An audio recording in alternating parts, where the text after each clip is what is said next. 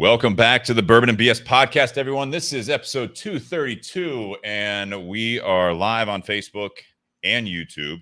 Hopefully, you guys can join us.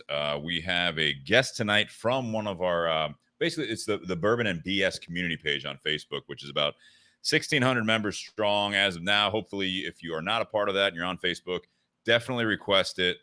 To join that. It's not just the Bourbon and BS podcast page. This is the Bourbon and BS community page.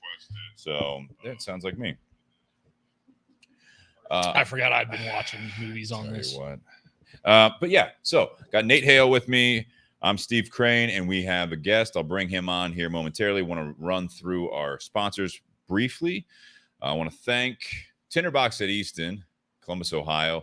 Normally, Tinder Box contributes the featured cigar. Tonight we have a special cigar from our guest. So we're going to be smoking I don't know, you can call it a vintage cigar, I guess. So it's something that you can't necessarily get anymore, which is, I'm sure, awesome for those that have watched this for some reviews and you're wondering if you want to go buy it. The second cigar we have is from Altadis USA, however, and that's the H. Upmann Nicaragua Heritage, and that's going to be available now in multiple sizes. That's a newer addition from the H. Upmann family by way of AJ Fernandez. Definitely check that one out. We did talk about that one when we had Travis and Josh on from Altadis. Mm-hmm. Great smoke. But Nate and I'll be smoking that second part here tonight. And so, yeah, Tinder Box in Columbus, Ohio. Check them out. If you don't have a brick and mortar nearby, they do ship as well. So please contact them if you're looking for something in particular. And they can get it out to you absolutely as quickly as possible. Cigar Company as well is available at Tinder Box at Easton, but the gold and the silver are now available. The gold is made by Plasencia, and it's going to be all Nicaraguan, medium-bodied. The silver is made by Espinosa Cigars out of the La Zona factory, also all Nicaraguan, medium full, pushing full, and a little bit more pepper to it. So check those out. You guys as well, patreon.com/bourbonandbs podcast are awesome. Definitely appreciate just upgraded the internet, so hopefully we will have a better connection week to week, and we won't have any of those issues any longer. Cross our fingers, knock on wood, whatever you want to need to do. But we appreciate it. It helps keep the show going and keeps it a little simpler for us. And if you want to buy us a bottle, you can do what our guest did tonight and actually physically hand us a bottle or a cigar. Or you can do Venmo at Bourbon and BS. Appreciate that. And then last but not least, might as well throw it out there, buyjack.com/bourbon and BS. That's where you can get the shirts. I've got I don't know if we did blue or not, but I've got the BS focus on the silver lining. We've got several colors of that. I think black and red. Black and red, maybe a gray one. Okay. But yeah, this was a prototype. We can always add colors if you guys are looking for something. Nate's got on the Pour One More, Light Up Another, We'll Figure This Out Together shirt. And that's the official podcast shirt that you guys can buy in several different colors as well. That is a limited edition that he has on, but we have several other colors on there. And again, if you guys have any requests, there's also ladies' V-necks of that shirt. We've got some hoodies for the fall weather coming up. Check that out, guys. All right, let's bring him on. Tim, you ready? Tim Dodge. Guys, how we doing? Tim Dodge, welcome. Tim is a member of the Bourbon and BS community page. He is still a member of the Columbus, Ohio cigar community, even though he is a little farther away now. We'll get into that here a little bit as we talk with him. But Tim was kind enough to contribute a bottle of Aberlour 12-year to the show. So we're doing scotch tonight, a little different for Bourbon and BS, but we do switch it up. We've had tequila night, mezcal, rum nights, not many scotch nights yet, but I think we've done it maybe 3 times. Yeah. And then we also have a cigar that he gifted us as well. So we will go over that here momentarily. But Tim, you were a part of the Columbus community of cigars for how long? 26 years. 26 years. Steve. We didn't get a cigar shop where I lived. And that's actually where I met Nate, was at a cigar shop. Okay. We didn't get one of those until 17 years ago in Delaware. And that's where my wife and I lived until we made the commute last weekend down here to Aiken, South Carolina. Wow.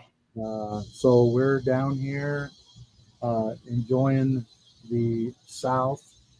It was warm every day. So I've got on, you guys talked about your shirts.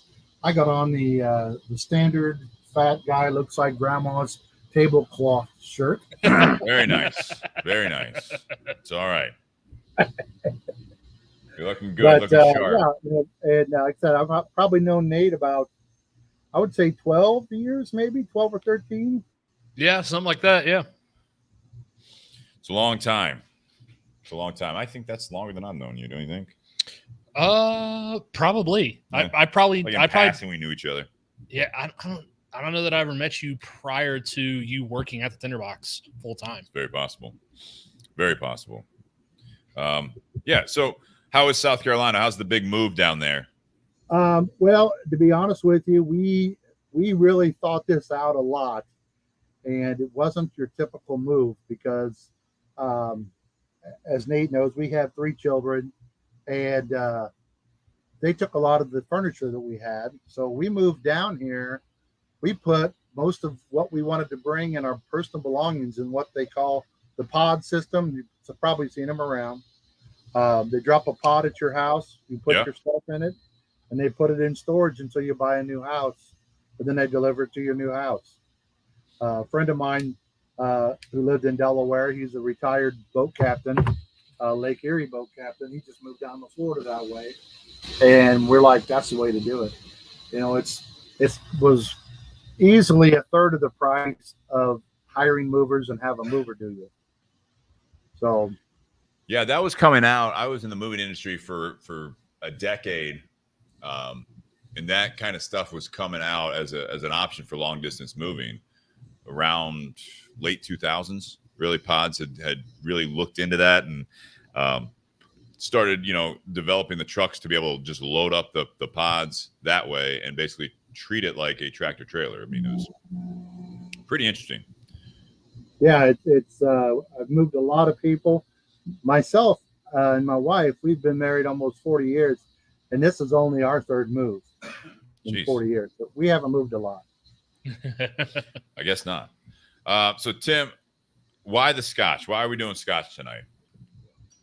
Well, to be honest with you, it's one of the few drinks now. Nate will tell you, we used to be heavy in the bourbon. We used to have Bourbon Thursdays at the local brick and mortar where we would hang out and drank a lot of bourbon. And as I got older, started having some problems with your body, and the bourbon just doesn't agree with it sometimes. The Scotch does not bother me. Scotch does not, but bourbon does. I've got my bottle, and I don't have to share with you guys. So, well, are you drinking the same thing? I am. All right, good. So we got Aberlour here too. I have always liked Aberlour. The 12 years good. You said 16, I believe, right? Yep.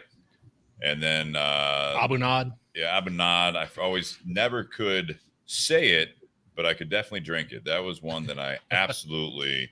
That cast strength is just phenomenal. That's going to be one that it was funny. I got that bottle, the cast strength. I got that as a gift when I was promoted to GM at the company I was at before. Oh, okay. And at my old house, we had a pool. And so we had like a deck pool party that afternoon with a bunch of people. And we were drinking. We had the pool glasses that we got from like Target or Meijer or something like that. They're like the neon plastic, type things. So they say the dishwasher's safe, but then they look like they're splintering the first time you throw them in there.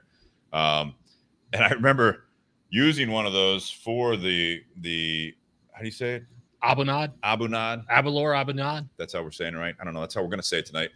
But I had it in the glass, and I'm sitting there like kind of standing in the pool, and I started feeling my hand wet, and I'm like, I didn't like go under or anything like that. That glass, I mean, would hold normal. It definitely was like eating through like the cracks of this like that acrylic plastic cup. And I'm like, shit, this stuff's strong. The glass was probably on its way out anyways, or something like that. But it's just that's what sticks with me, because at that time I wasn't as into bourbon. I was into like my daily drinker was Glenfiddich 15. Mm-hmm. But when I was drinking that and it's like 60-some%, you know what I mean? I'm just like, oh my God, this thing is eating the glass. So that's my Aberlour story back in the day. Never had that issue before, but that's Oh, a good one. it is. But so what do you like about the Aberlour 12? What I like about it is Aberlour from my friend up in Delaware, Chuck Long. He's been a Scotch drinker a long time, and he's been over to Scotland. You know, he's done all that stuff, done all the traveling, and he said this to him. They said this is the most. It's got a, you know, it's not overpowering, and it doesn't have a lot of peaty flavor as a lot of the Scotches do. Right. I don't think. And as soon as you put a ice cube in it, it changes the complexity completely, and it makes it one of the smoothest drinks, I think, that you can have with a cigar. Yeah, I think it's super smooth. What do you think, Nate? Yeah, I mean, this is coming out of the Speyside region, so it's not as peaty as some of the others. But there is a little bit of that peat on the back end. Like the longer you hold it in the mouth, like you'll start to taste it a little bit on the palate. What's interesting about this, so they basically do 2 batches. They have one in the American oak barrels, so chances are those are going to be used bourbon barrels. And then they have another batch sitting in sherry barrels. Sherry Both cask, I aged. think I read that. Yeah. Both aged for 12 years, and then they combine the 2. So it's not a finished product. It's not like it aged in the American oak barrels and then they finished it in the sherry cask. It's aging in both casks separately, and then it's combined together and bottled at what we're drinking now. It's coming in at 86 proof, so 43%. In the state of Ohio, this is going to run $54.99, which of the 3 Aberlour products, that's going to be the cheapest. Right. What were the other 2? Jonathan Herring corrected me on my pronunciation. Sounds right. Abunak. So that one, the cask strength is going to be $99, $99.99, and then the 16-year version of what we're drinking is going to run about $120 in the state of Ohio, and that's the same thing as this, just 16 years. That's how long ago it was. It was not over $100 when I had that. When I bought my own bottle of that too. Not at all. Yeah, I kind of went the other way that Tim was talking about. I started on Scotch, and then from hanging around Steve and Jake for so long, I moved into bourbon a little bit more. Like I was drinking bourbon for a couple of years, but I didn't really dive into it. It wasn't until about 4 years ago when I really started getting into bourbon a little bit more. And it's probably been a couple years since I actually bought a bottle of Scotch. I've bought more Irish whiskey than I have Scotch in the last 4 years. Yeah. So with the Aberlour, I do like Scotch. I've always liked it. I'm not a big peaty guy, to your point, Tim, bringing that up. I do like Glenfiddich 15. That's always been like a go-to. We did that on the show, I believe, right? When we had Alan Rubin on. So that's something, because Alec Bradley has a great deal going with them. But the Aberlour was one. It's just, I feel like it doesn't get, and I'm not a Scotch expert as much, I just feel like it doesn't get as much praise or attention than a lot of the other ones out there. Like, a lot of people don't know what this is when they see it on the shelf until they read Scotch. Because it doesn't start with Glen. Well, that's part of it. I think that's a big part of it, yeah. Yeah. And that's okay. I can go into the place and it's on the shelf, man. I know I'm going to get it. Well, that is nice, This is pretty readily available in the state of Ohio. And you picked this up in your previous trip to South Carolina before the move? Yeah, I picked up all 3 bottles down here. I found a place down here that they carry super stock. I mean, their shelves are full of everything. Nice. And I picked up this bottle yesterday at the same place, and they probably had 10 bottles of it there. Yeah, when Tim was last down in South Carolina, he brought us this bottle to do on the podcast. gave Steve a bottle of Glengoyne, and then gave me a bottle of Johnny Walker High Rye. Because you're the rye guy. Because I'm the rye guy. There So. You are the rye guy. Which that actually surprised me, because I've never been much of a Johnny Walker fan. That's a good bottle. I still have some of it at the house. Nice. What are we getting from this? Let's talk about it. This is of part one, what people can actually get their hands on as we're discussing right now. But what do you think, Nate? I like it. I get this. It's got this nice, initially this nice fruit note on the nose, but I think the longer it sits in the glass, especially like if you swirl it around in the glass, that kind of releases a little bit of that smokiness that's in it. Mm-hmm. So like as this sits, I get a little bit more of that smoke in the nose. But it's got this nice, like it's not super thick and heavy, but it's definitely a little oily. Coats the palate a little bit. It's got this nice kind of dark fruit note, kind of like a plum or something like that. You're gonna get Jonathan all excited. Plum's not a weird fruit note. Yeah. But no, it's got this nice little, fruity sweetness initially, and then it kind of subsides a little bit to more of that peat, that oakiness, a little bit of that sherry on the finish to kind of round it out a little bit. See, I get a little bit of spice in there too. It's like a little bit sweet, little spice. Kind of I think it's like a little bit of a cinnamon spice there on the end. Yeah, but it's not like in your face like some. I mean, it's a very balanced type of experience, in my opinion. I mean, it has. That's a good way to do it. It's almost like the cinnamon's a note. It's not a like overpowering flavor. Right. I like it because when I put it to my nose, I smell like the fruit parts of it. To me, that's what I smell when I put it to my face. And it's one of these drinks where, it's not a heavy smoke. If you're looking for heavy smoke, you're not going to get it in Aberlour. But I like it because you kind of picked, like Nate said, you pick that up on the end. When I first drink it, I get the sweet fruit flavors in it, and then you pick up a little bit of that oaky smoke on the end. Which is probably, that smoothness, that little sweetness up front is probably where that sherry cask is coming in. And then that, slightly smoked finish that's there. That's probably, the part that's been aged in the American oak barrels. A typical Scotch smokiness. But I see what you're saying, Nate. I'm with you though, Tim, a little bit more. I'm not getting as much smoke. No. Okay. No. It's not like drinking for like 10. Okay. Very light. No. It just has a little the initial notes are more fruit, more sweet up front, and then that kind of subsides to a softer, smoky and peatiness. Got to get that in there, don't you? It's not an overwhelming.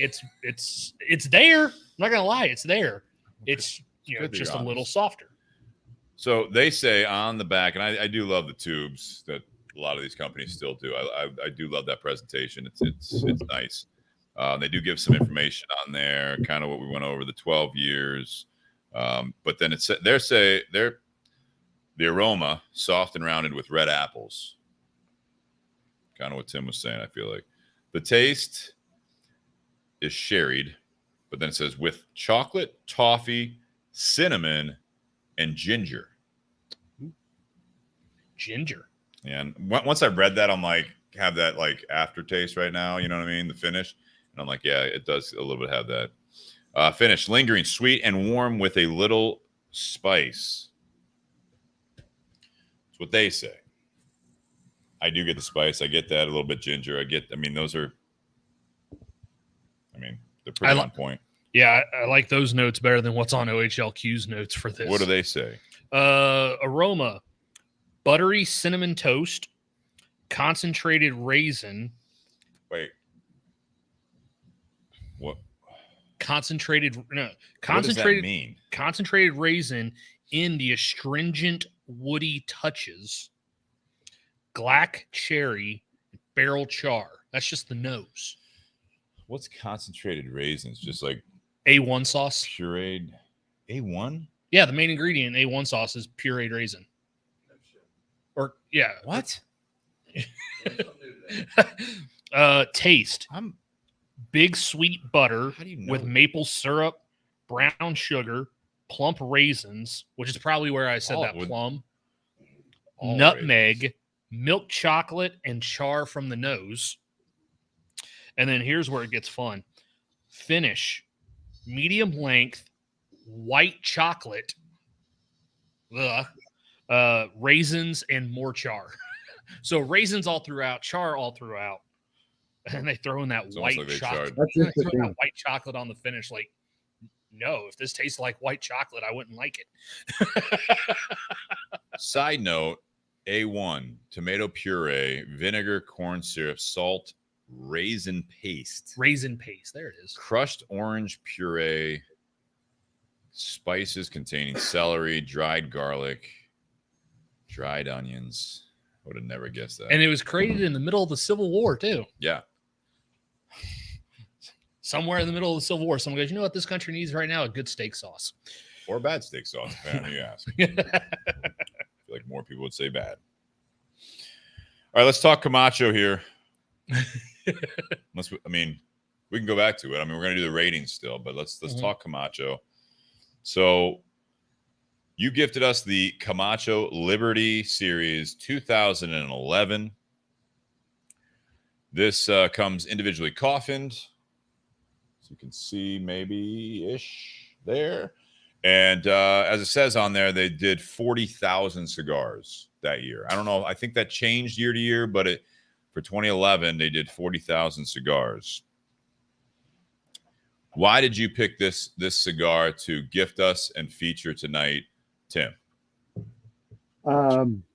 Those have been in my humidor since 2011. Couldn't hear you.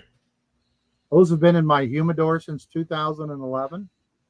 Wow. So okay. I had not been a big fan of Camacho cigars. When I first started smoking cigars, I've smoked cigars for about 35 years. Okay. Santa Maria's was my go-to. I don't know if you've ever even heard of them. They were not an expensive cigar. They were just a good flavored, medium-bodied cigar. I liked these Liberty cigars, and then we quit getting them. So I'm like, well, I'm going to hang on to these for a while. And I just kept hanging on to them. Hanging on to them. Are you losing me? No, I just said 11 years. Yeah. Okay. Yeah. So that's why they ended up. You guys, I had 3 of them. You guys got 2. Brother, thank you so much. And I got the last one. It's terrible. No, I'm just kidding. It's the worst thing I ever smoked. No, this is it's interesting though. I don't know if you knew this when you picked this one to feature.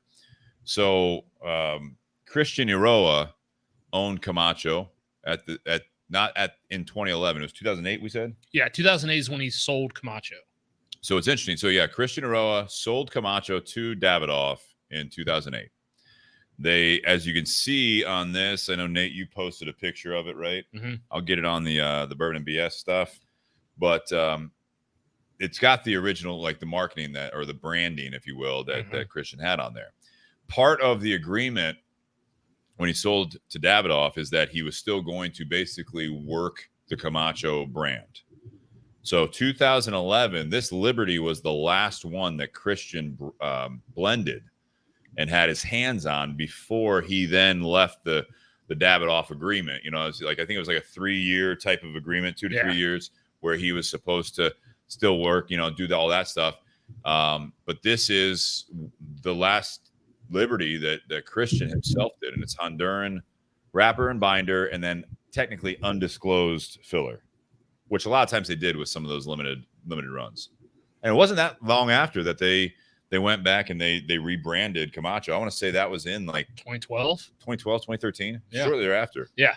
For what you see today on Camacho. But this is the classic Camacho with the C on there, very elegant band. I love the old Camacho branding.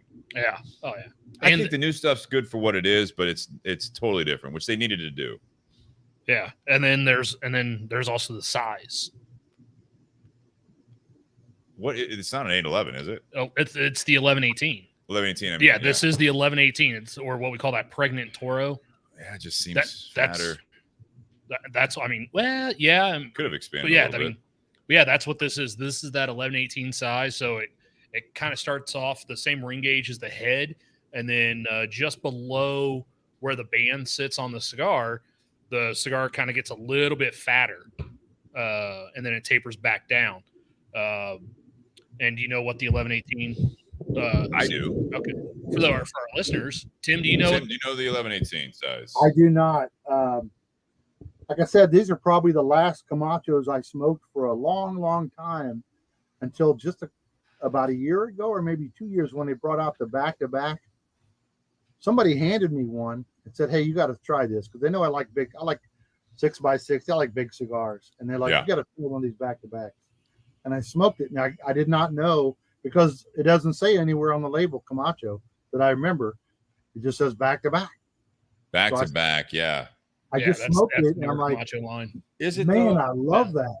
And it was a Camacho, and I had tried a bunch of Camachos after, 2011. Never liked the Camacho cigar, and I quit buying Camacho cigars until the back-to-back release. Go ahead. So Christian still does the 1118 for the CLE line. Yeah. I don't think he does any of the Roa line in the 1118. At least not that I've seen, to my recollection. But I know he still does some of the CLEs in that 1118 size. But the 1118, that is his mother's birthday. That's right. Hence the bump. Hence the bump, the baby bump. Baby bump. or why we call it the pregnant Toro. Yes. I like the baby bump better. Baby bump sounds better. You know, I don't want to have a pregnant Toro like something's in there. So, sorry, I'm sharing this, which I encourage you all to do. It's back to back, real quick. I haven't seen how many different back to backs. My understanding is that was another one that Davidoff had, Room 101. And they're putting out the Room 101, which was the payback at the time. Mm-hmm. That was, to my knowledge, possibly, I'm not trying to get gossipy, it might be what the back-to-back is now that Matt Booth was not with them anymore. So the payback, the bigger cigars that he had for a lower price, the back-to-back was more or less those. That's, again, I'm not saying that's fact. I'm just saying. Unsubstantiated rumors. Yeah, neither confirm nor deny that. You guys know way more about that stuff than I do. That's for sure. But I like the 7x70 ring gauge. Yeah. We sit down and play cards. It's it's got an hour and a half, 2 hours smoke on that back to back, and it's a good cigar. But these were the last Camachos I smoked until that back to back came out, and I like these. These are considered, Maduros. People say these were bold. I don't think they're bold. They're really that bold of a cigar. These? The Liberties. Yeah. No, I don't think they are. I think, he switched it up a little bit every year, to my knowledge, right? So I think they continued that on a little bit after that. To my knowledge, again, this is not, coming up. I wish we had like Nook on here tonight, to talk about it, who's our rep, who's been on the show before. He's with Iroa, CLE, Asylum.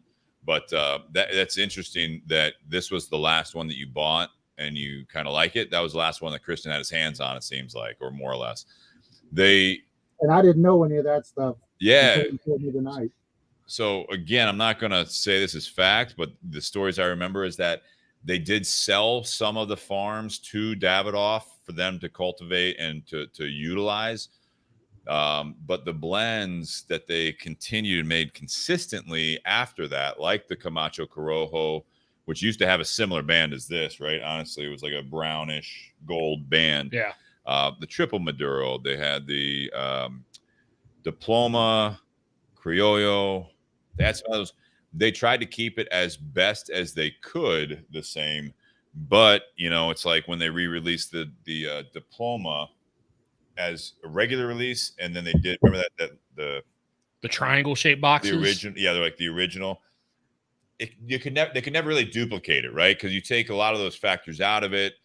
Obviously, Davidoff knows what they're doing when it comes to cigars, but what you see now as some of the more traditional Camacho blends, not necessarily the Liberties, but now you see like CLE will put out anniversary stuff. Asylum is putting out, I think they're on the 10 right now. Mm-hmm. They just had the 9 a year ago. So they do some of the similar traditional stuff.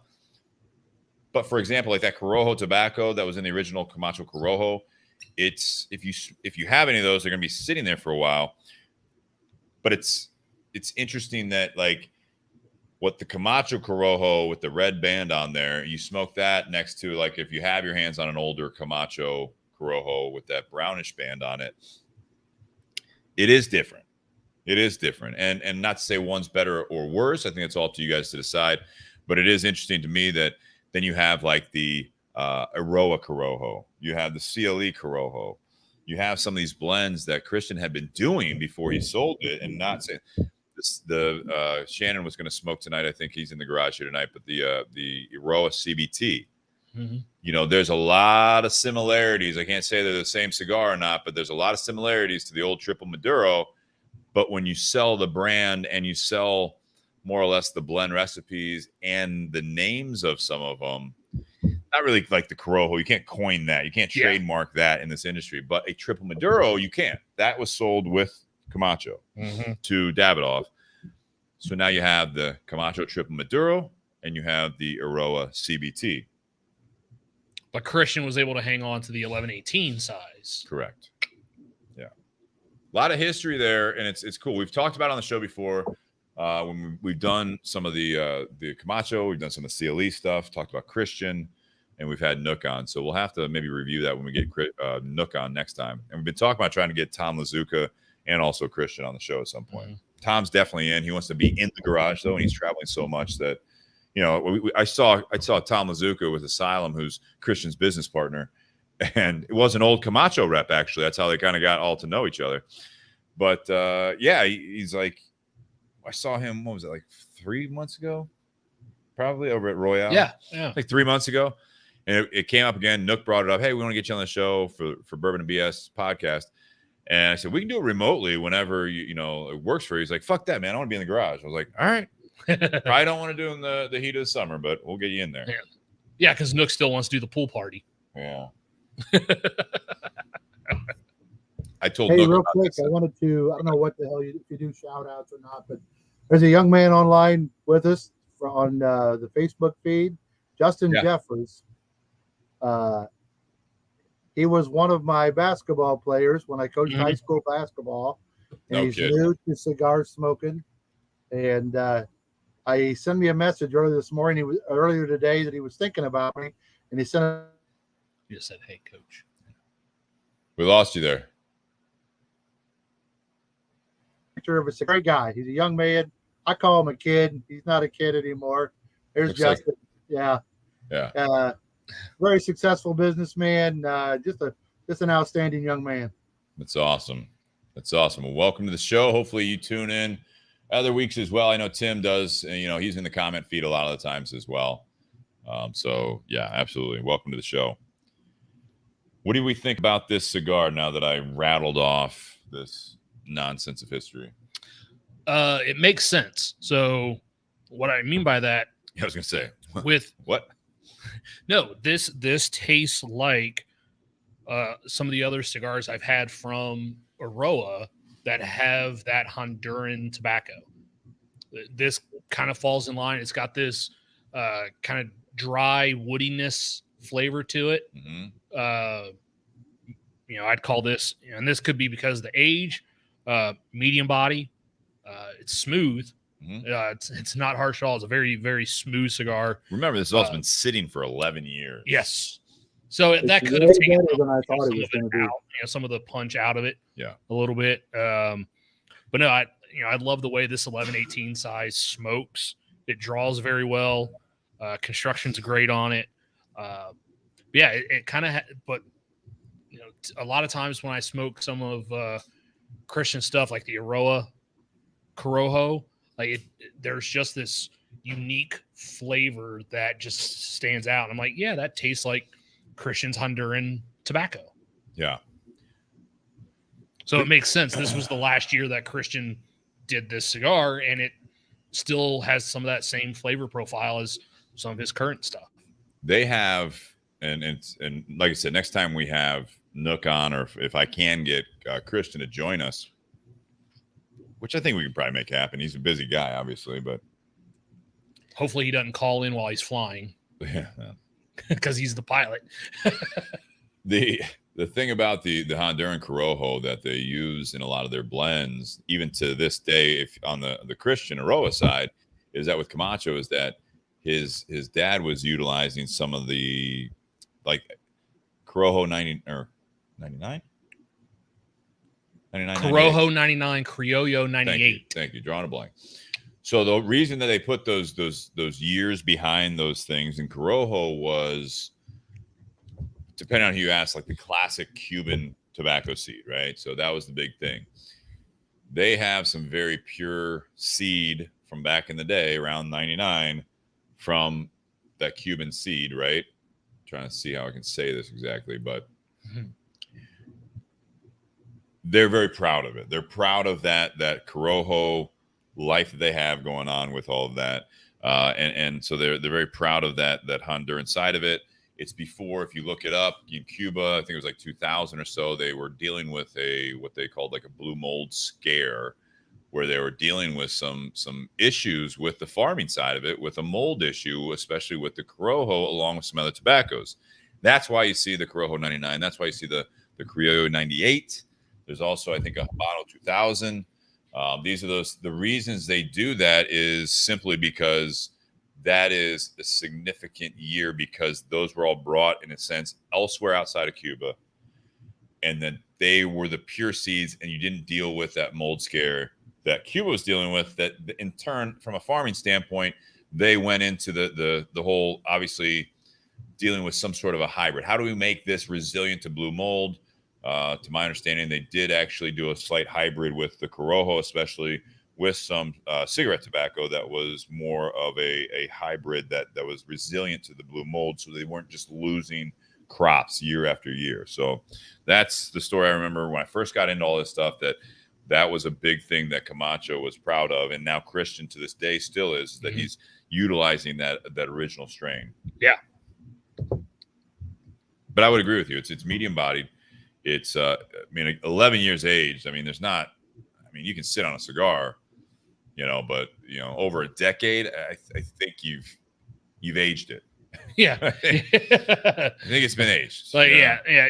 People talk about like, oh, I pre-embargo Cuban I bought for like, hundreds of dollars. I'm like, I don't know if I'd want to smoke something that's been sitting that long. Yeah. I mean, like, I'm with you. I was concerned about these, how good they would be. And I'm going to tell you, I'm not disappointed at all. No. I didn't think they would be near as good as they are. And sure glad we're smoking them. No, I feel very fortunate. We're very, very thankful that you did that and shared these with us. I think it's a lesson that we can talk about a little bit on aging a cigar as well for part one here. But I would say it does have, I know it sounds dumb, and people, that classic just tobacco. Yeah. I like to call it the earthiness. There is earthiness. I'm not like you guys. You guys know cigar stuff like I know baseball stats. I don't know near as much about cigars as you guys do. I just know I like burning them. That's my favorite part of cigars. That's the best part. That's the absolute best part. But it does have earthiness, but it's not that dry earthiness. You know what I mean? Like, earthiness a lot of times is thrown out there, and I get it. I'm trying to be more open to terms like earthiness, leather, things like that, barnyard and all that. This actually just has that classic just woody tobacco. Yeah. I get the earthiness. Kind of like an old time tobacco taste. there's sometimes you know, like with all the new stuff out there these days with cigars, I can appreciate it. That is one of the things I tell a lot of customers or people that ask me about cigars. You know, it's like about the Cuban, you know, tobacco, the Cuban, you know, embargo and all that stuff. And it's like, it was kind of a blessing in disguise because back in the day you had just, you know, all Cuban cigars. It was some of the best hand rolled, some of the best rollers, farmers, all of that stuff. There's a little bit of a blessing in disguise when I say we would not have a cigar like the Heritage. We would not have a cigar. We've got a Drew Estate event. I'll talk about it briefly here. We have a Drew Estate event. I was smoking the Undercrown all decked out 10-year anniversary. That's a San Andres Mexican wrapper over Connecticut broadleaf and Nicaraguan filler tobacco. Yeah. That shit would never have happened because there wasn't enough money into it. You know what I mean? It would have been a totally different world if the U.S. didn't have to look elsewhere for that. And on top of that, the Cuban government didn't go in and seize land and farms and all that shit. And these people fled away from the communist regime. I mean, if they didn't, none of this shit would be out there. Yeah. This cigar is, I'm not going to say it's Cuban-esque. I don't think it tastes like a Cuban cigar, but it tastes like a very classic, almost like take away everything I just said where we wouldn't have all these different flavors. This is what a cigar should taste like. This is a medium-bodied, very, you know, again, balanced, approachable. It's approachable. Like there's not even really any spice in the retrohale. No, like it's very smooth through the nose too. Right. You know, but you know, like what you were talking about, you know, with the Cuban government doing what they did, you know, that forced out some of those names like Oliva, Padron, some of those guys that then start, you know, seeking fortune elsewhere and start growing in other countries. And yeah, if the embargo didn't happen and, you know, if Castro didn't treat people in this country the way he did, like a lot of the cigars that you see on a shelf now would not exist. Yeah. Yeah. I think, you know, again, I look which at makes you sit there and go, what would I be missing out on? You wouldn't know. No. Ray said barnyard and put question mark beside it. It don't taste like a barnyard, Ray. No, it's not. That's just something that you see out there a lot of barnyard. Cheers to you, Ray. Yeah, there's a comment there. Yeah. If you told me a cigar tasted like barnyard, I think I'd give it a miss. Get it. Ryan Jones called out Bobby Hirschman. Where you at? Bobby Hirschman responded immediately right here. Welcome, everyone. We've had some of you guys from the community on before, the Bourbon and BS community. Again, love if you guys invite people to that. That's how we grow it. I have been a little bit lax on pushing that aspect of it because just overall load of things that I'm doing and lose focus on some of that stuff. But yeah, definitely share and invite people to Bourbon and BS community page because that's how, like Tim, that's how, I mean, I know, Nate, you know him, but like you're on there now. You've been listening to the podcast. You've been chiming in, meetings, seeing some familiar faces on there or names and stuff like that. It's a lot of fun. So make sure you do that. But yeah, if you guys ever want to get on there, there's a tough screening process, but we will see if we can get you on the show after about 3 different interviews. Shannon, you've been on the show multiple times. Jesus, how drunk you were on the week after Sean was first on. Jesus. Sometimes you're on just because you're here. That's what I love about Nate. He don't forget anything. What's that? The Nate doesn't forget anything. I know. He's got a memory like nobody I know. Oh no, I forget plenty of stuff. It's just maybe at home. But I'm talking about cigar stuff and you know how many shows you guys done and you remember they're back to when those guys were on. That's good memory. Yeah, he is a good friend and also asset sometimes. Asset or ass? Yes. Yep. On this pour, because I did this with my second pour. Put a few drops of water in. Got it. And try to wash this. Yeah, and see how that changes things. Tim, what do you like about this smoke? While 2 or 3, I did 4. 3 it is. What do you like about this smoke? You're going to hear a little bit of the same stuff because I consider myself an old school guy, and this is to me an old school cigar. Yeah. It smokes great. It's got flavor all throughout. It's got the earth tones that I like. That it reminds me of when I was a kid. We had this old fella. His first name was Pete. I don't remember what his last name was, but he was the custodian at our grade school. And every time he got a chance, you were running out for recess. Pete was standing outside one of the doors smoking a cigar, and that smell was it was a very pleasant cigar smell to me. And so this kind of reminds me the old school days. Like I said, I like the earth tones that are there. The fact that it's a medium bodied cigar, so it's right to about the top of my wheelhouse, maybe a little further.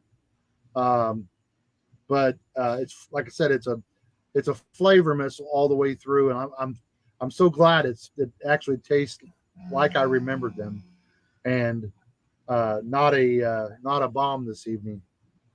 Is there a reason why when you bought these 11 years ago, is there a reason why you sat on 3 of them for 11 years? Well, so let me ask you, how many did you buy originally? Okay, that's a good question. I just want to scale 5. back. Okay. Yeah. I bought 5. 2 of them I smoked probably within a couple years of buying them. And the other 3, I just stuck them in the back of my humidor and forgot about them. I'm like, I'm going to leave them there. Okay. Now, you were talking about adding a few drops of water. I'm going to be honest with you. I put ice in mine, and that makes it the best, smoothest drink. I don't give it, we talked about this a couple weeks ago on the podcast. I don't give a shit what you drink, what you like, how you like it, whatever. I like the ice in it. The ice kind of even smooths it out a little bit better. You still smell the fruity on your nose when you put it to your face. You get that little bit of smoke on the end. To me, that's a fantastic drink. I agree with you. With the few drops of water, I mean, it now that I read it, I get a little more. I do get the sweetness, the fruitiness, like a little bit of that, like whatever, apple, some sort of fruit, plum, maybe, as Nate said. I get more of a warmer spice on the finish. Like it hits earlier and just stays there. Is it still like that cinnamon or ginger? Yeah, but just kind of kicked up a notch a little bit. It's not even kicked up. It just takes more over prominent. a little bit. Okay, but it's pleasant. I mean, it's still it's warm. It's nice. Going back to the cigars, though, as Ray says here, you guys live such luxurious lives. You guys, okay? I know. For anyone that knows Ray or is on the right on, Ray, right on. Okay. Yeah, watch all. How was your last vacation? All of his pictures from his birthday celebration that lasted like a week. Yeah. He's like a 20-some-year-old girl that celebrates. Hey, Ray, I'm going to tell you something my dad used to say. If you're looking for sympathy, it's in the dictionary between shit and syphilis. You're not going to find it here. I have heard that before, but I love that you just used it on Ray. Well, he says, I can't dream of keeping cigars for months and years. That's actually a good point. I wanted to know, so you say you forgot about it. Everyone's different. Everyone's got different, size humidors, quantity of humidors. Let's talk about aging. This in a coffin, I noticed, if I'm not mistaken, did you have it cracked? I did. This for everyone out there, this comes in a wooden coffin, slide top, individual coffin, and it comes with a, if you will, like its own cliche or a seal, like a sticker on it. And this is something that is typical, so you know that it hasn't been tampered with when you buy it. Right. But part of the aging process, sometimes you wouldn't necessarily want to keep this thing completely sealed up for 11 years. Exactly. So talk to me about what you did as you aged, or I don't know if you have older cigars in this. I don't know if you're consistently Those are the oldest aging. ones I have. I have probably some that are right now probably 5 and 6 years old right now. Is there a reason you're aging it, or do you forget about it like you said you did with these? I get something I like, especially if I know it's not coming back, and I'll buy a bunch. Okay. and smoke them or set some aside, whatever. These I cracked. I never took them out of the coffin because they're wrapped in paper in the coffin. Um, so I never took them out of the coffin. I just cracked the coffin, about half an inch or so, and left them in the humidor that way. Yeah. Yeah. So they were getting some of the moisture and staying healthy. Okay. I've got a couple cigars in my humidor that I've been sitting on, but the main reason, like Tim said, they don't make them anymore. Like I've got an old, when we had Miguel on recently, I've got an old school Salutum from Tarano. Yeah. That was a blend that Miguel blended for Tarano. I've also got an old CAO CX2 that they don't make anymore. That was the double Cameroon because I like Cameroon. Love that cigar. Yeah. And then one that's a little bit more recent, I have a La Grande Llave from AJ Fernandez. Yeah. That's a phenomenal cigar, and I had one in my humidor. That was a good and cigar. Then found out that AJ was going to quit making it. So I was like, well, shit, I'm going to sit on this for a little bit, and I just haven't smoked it. But then, this year at Easter, my dad was over, and I had a couple cigars in my humidor that I bought back in 2013, but the cigar was last made in 2002, 2003, and I bought it at a shop in 2013. Okay. And I had two of them, and I'd been sitting on them, and I was one of those guys, like, I'm going to wait for an occasion. And then my dad was over for Easter, and I just went, well, fuck it. My dad's here. And I was like, hey, you want to smoke a 20-year-old cigar? He's like, sure. Like, he was hesitant. I was like, why not? It's not like the cigars, after 20 years, the cigar's not going to get better. So might as well just smoke it. And I smoked it with my dad and enjoyed it. That is a nice occasion. Yeah. Why? So, Tim, is there any advice to anyone out there? Because obviously smoking this, you were very successful in aging this cigar. And by aging, not necessarily on purpose, to your point, you kind of like, you let them sit there because, you couldn't have them anymore. Is there any advice to cigar smokers out there that they say they have a 25 count humidor, or they have a 400 count humidor, whatever it might be, could have a walk-in humidor, I don't know. But what advice would you have to people that are purposely, like your cigars you have now 5 to 6 years old or whatever that you've had? What advice do you have to cigar smokers that, how do you age or not how, but like just what tips would you give so that they don't come back to it, got like 11 years later, and all of a sudden you open the coffin, you take it out of, you said it was in tissue paper, and it looks like shit. That was my fear, to be honest with you. Okay. Because all I did was close the coffins and put them in a bag and brought them to you. And so I don't know if I got lucky, but I basically just put them in the back of my humidor and left them. Now, The ones I got that are 5 and 6 years old, I took them out of the cellophane. So they're getting the same treatment as the cigars I'm smoking every day, but they're just sitting there. I think that's the key to it, right? I mean, I think so. In my opinion, because people ask that question a lot, well, how long are cigars good if you keep them in a humidor? I had that question today, actually. And I think if you maintain the humidor, you don't necessarily damage or harm the integrity of the tobacco leaves if you keep it at the right humidity. I think over time you might have some subdued flavors.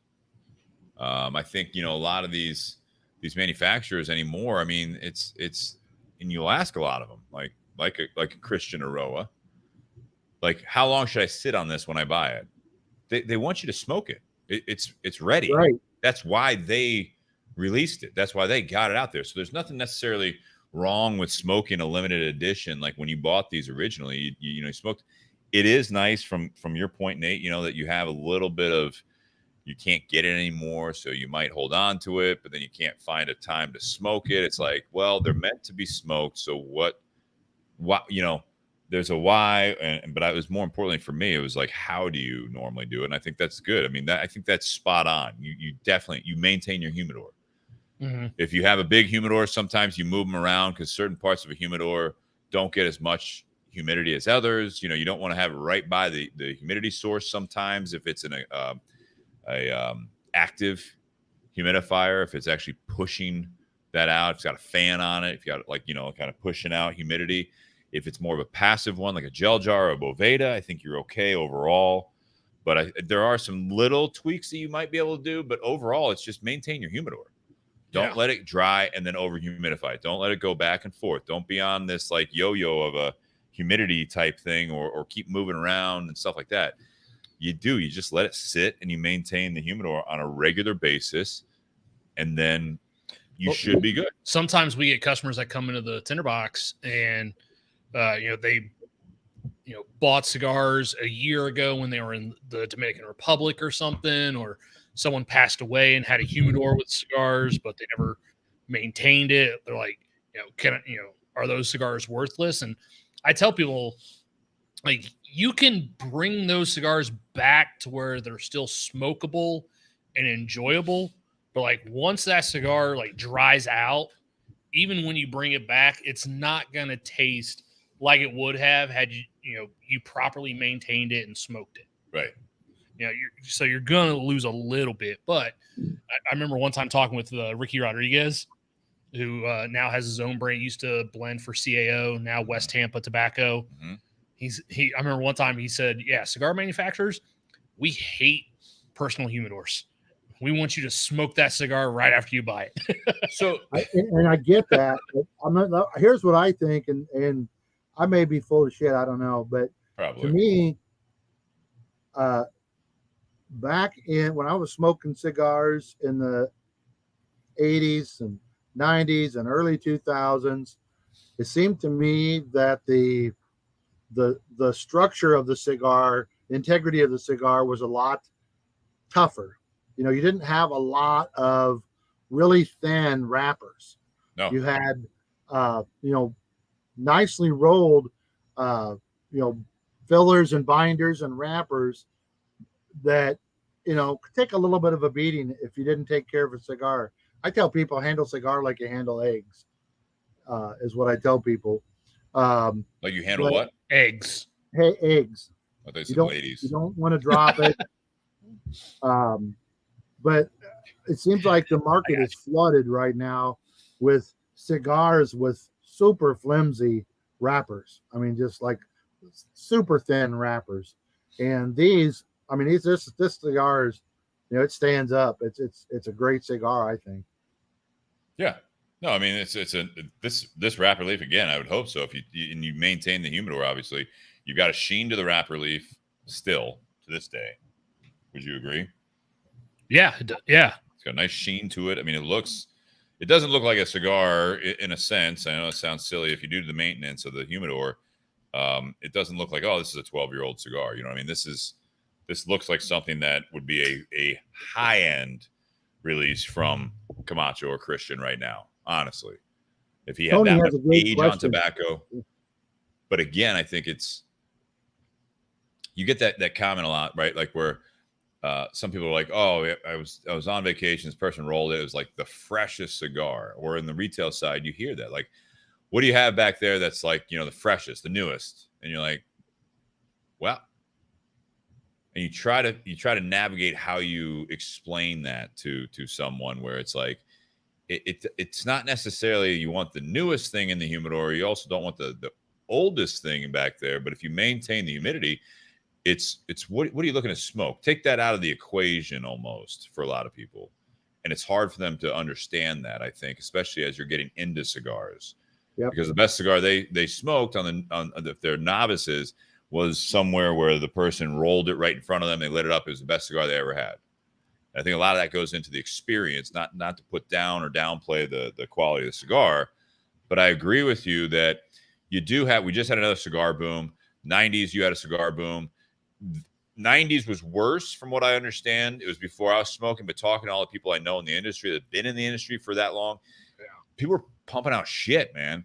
Yeah, anyone who had money was buying tobacco, having someone make it. Didn't matter what it was. Throwing they a label and wanted charging fucking $10 cigar out for there. it. Yeah. Now I think there's a little bit more experimentation. I think there is something that you have to deal with where if you don't grow your own tobacco, you're buying tobacco. Therefore, you buy different types of tobacco so you can get some of the stuff you really want. A lot of times that's the way it works, the business side of it. Also, the business side of it is like what Ricky said, and I get that side of it, is that if I tell you that, it's ready to smoke now, that means you're going to smoke it. I hope you like it. You're going to buy more. If you buy a box of cigars from me and then you don't buy again for a decade, I won't be here.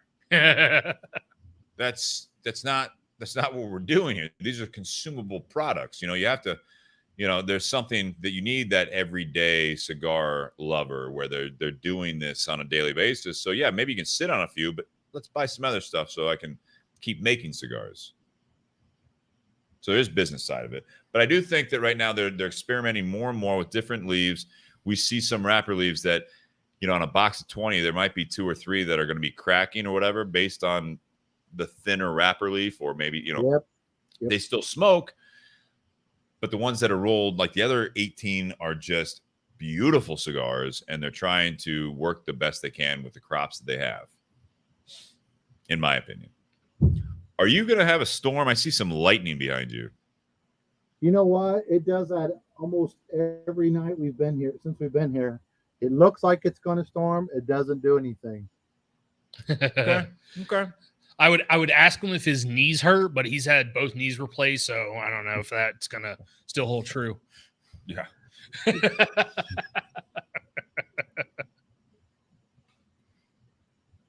What are we talking about? Brown stains on the feed here. That doesn't sound right. So Tony Mosley was talking about whether you should keep, if you're going to age cigars, should you keep them in the cellophane? Yeah. And I told him that the cellophane, Jonathan Herring commented sometimes that cellophane is an extra layer of protection. Mm-hmm.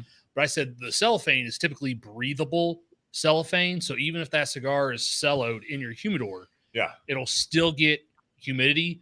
Sometimes what I do, like cigars have that little fold on the foot. Sometimes I'll just take a pair of scissors and cut that off, and it'll open that bottom. So that way I make sure that cigar is getting humidity. Good tip. But he was talking about, how he had seen where that cellophane had the brown stains. Yellowish brown. Yeah, that yellow. Yeah. That's just oil from that tobacco. Right. That's all that is. That's how you can tell it has age on it if it's in cellophane. A lot of times, because the oils of the tobacco have been kind of coming out, seeping out, if you will.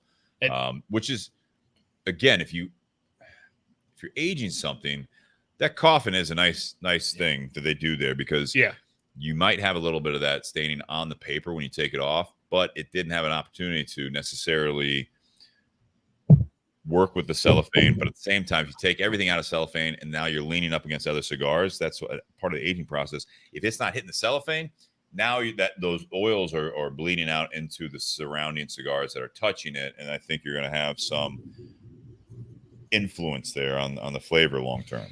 Yeah. So now, my paper had a little bit of oil in it, not a lot, just a little bit. Yeah. After 11 years. All right, let's kind of, unless we have anything else on this part, let's go to the rating time. So this is part 1, the end of the part 1.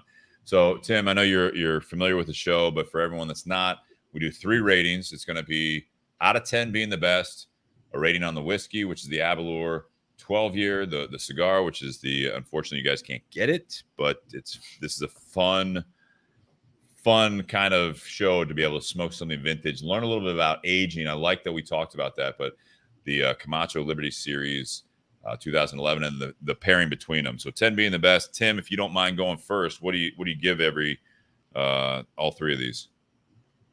All right. Let's start with the cigar.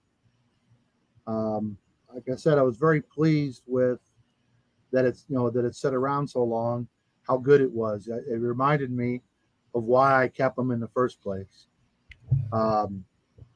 It's like I said, a old school earth tone cigar. I would probably give this cigar an 8.5. Okay. How about the whiskey, the Aberlour 12? The Aberlour 12, like I told you before, it's one of my favorites. And the pairing or the Aberlour by itself, I would give that a 9. It's just a smooth drink. When it's hot out, like today, it was 98 in the middle of the afternoon. And what you're seeing is Jonathan's absolutely right. It's heat lightning in the sky. It's like that every night. After the sun goes down, it just seems like we get a few flashes of light, and you start it getting goes rained away. on. You come back to me on that heat lightning. I just saw flashing. Yeah, it's right there, like right above the gutter there. Yeah, on his feed. I'm sorry, did you say the pairing? I have not done the paired yet. 9 on the Aberlour, 8.5, and I'm going to go 9 on the pairing as well. Nice. Nate, how about yourself? So I had written down, like I usually do, I had written down my numbers before anyone else did.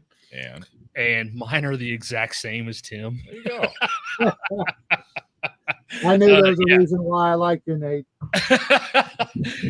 A 9 on the whiskey. And like I've said before, 15 years ago, yes, I was a Scotch drinker. Nowadays, not so much. But this was very enjoyable. It had a little bit of that peaty, a little bit of that smoke, but it was not overwhelming. It was subtle.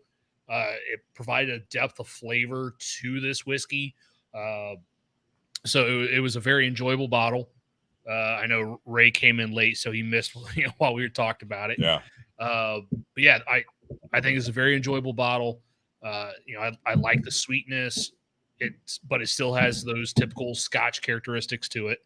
It's just an all-around enjoyable bottle. I'm an 8.5 on the cigar, just like Tim.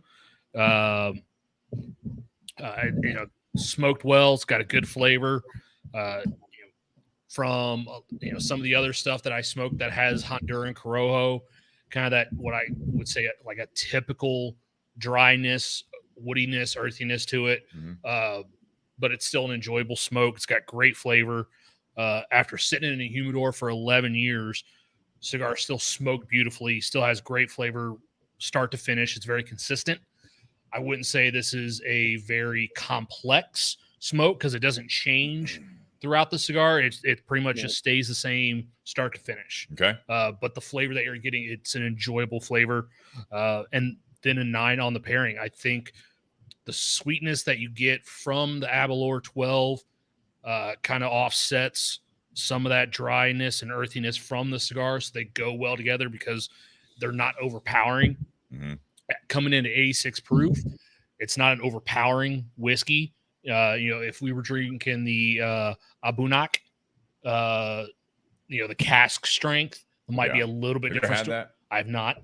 That might be a little bit different story because that's a cask strength that may overpower this cigar. But then again, I can think there's probably quite a few bourbons that you and I both like, Steve, or some that we have on the shelf in the garage that would overpower this cigar as well.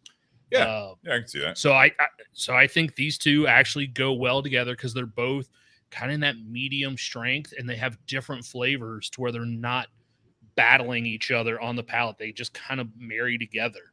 And so just like Tim, I'm a 9 on the pairing. Nice. So the whiskey, the Aberlour 12, it's always been kind of my, not my go-to. Like I said, that was a different one, but I mean, this is something that I've always enjoyed the products that they've put out. I do appreciate the fact that, a lot of people look for that they call it single malt, it's just, and this is a single malt as they call it, but it's the process as you get into it a little bit more. Like, you had mentioned earlier, Nate, that, and just a quick recap for Ray. I mean, you have 12 years in the sherry cask part of it. And I don't know if it's equal parts, but it's something where that's up to them. Yes. So 12 years of age in the sherry cask, and then also the American oak barrels, right? The repurposed bourbon barrels. And so then they combine those. So I don't know the ratio. Yeah. I don't know the ratio. I don't know the technicalities of that. We're not as in depth with scotches. So I don't know how that works, but single malt. Maybe we should ask Barry Chandler. Yeah. He was a great guest on there. So I'm going to give the Aberlour 12. I'll give it for an everyday Scotch. I mean, it's an 8. I mean, it's an everyday Scotch. This is their entry level, if you will, right? I mean, it's a great bottle. And again, I mean, from where Scotches are priced now, I think in the American market, they're influenced a little bit by bourbon pricing as well. So they've jumped up along with probably cost of goods. And They sure and all have, that stuff. yeah. What's that? They They sure have jumped up in price. Right. Yeah. I mean, so I think that, for $55. Yeah, it's a $55 bottle, but it's, again, Tastes good. 12-year, which a lot of times Scotch is going to come in at least a 10 or 12-year for most brands. Yeah. And that's one of the reasons why Scotches tend to be a little bit higher in price, because they have to age it a little bit longer, because their climate is not as drastic as it is here in the States. So it needs more time to age in those barrels in order to work in and out of that oak. Correct. So yeah, 8 on the whiskey. The cigar, I don't know. I'll do 8.5 as well. I mean, or I don't know if you guys did 9 or 8.5. 8.5. 8.5. I'll do it as well, because I can't, like 8 or 9. It's kind of like the appreciation for the fact that, Tim, you aged this in your own humidor for over a decade. It's a great cigar. It's tough to really give it a 10 or a 9 for me, because one, I mean, objectively, from a recommendation standpoint, you can't get it anymore. So it's like irrelevant. If I say, oh, it's a 10, it's like, well, who fucking cares? Because you can't buy it. You know what I mean? Like, and 11, and we didn't talk about that. 11 years ago when Tim bought this, these cigars were $22 a piece. Yeah, they were not inexpensive. So, but 8.5, and I think that for something like this, again, it's what we've already kind of talked about. If you're just tuning in now, Tim, I feel like you and I were a little bit on the same page with that just classic cigar tobacco. There's a little earthiness, but it's not dry. It's balanced. I mean, again, I think part of the balance as well is the fact that it's over a decade aged. I think that goes to the point where I was telling someone today, where it's like you're going to have more subdued flavors. You're not going to have if this had a lot of pepper after 11 years. I feel like this smokes differently now. That's the one thing I'll warn you guys: if you're aging cigars, when you bought these in 2011, you smoked the first 3 that you had in 11 or 12 or 13 or whatever. You're right that you're happy. I get that this is smoking beautifully. The construction is still on point. But I would put money on the fact that this tastes different than it did in 2012, 10 years ago. I thought Tim said it tasted the same. But I get your point, because I've done the same thing too. Tim, but we're going off of the fact that you remember what something tasted like 10, 11 years ago. I know I don't. I mean, I think I might, but I mean, I've done that recently. There have been in the last couple months, there have been some times where I've gone into part of my humidor where I have cigars that I've been aging for a couple of years. Yeah. And I've smoked them, and I've sat there and go, damn it, I should have smoked this cigar after I bought it. Pairing, I'm going to give a 9. If you're going to have, a classic Scotch and cigar night, It's a good one. This is a good one. This is like, again, you've got some great flavors going on here. They complement each other.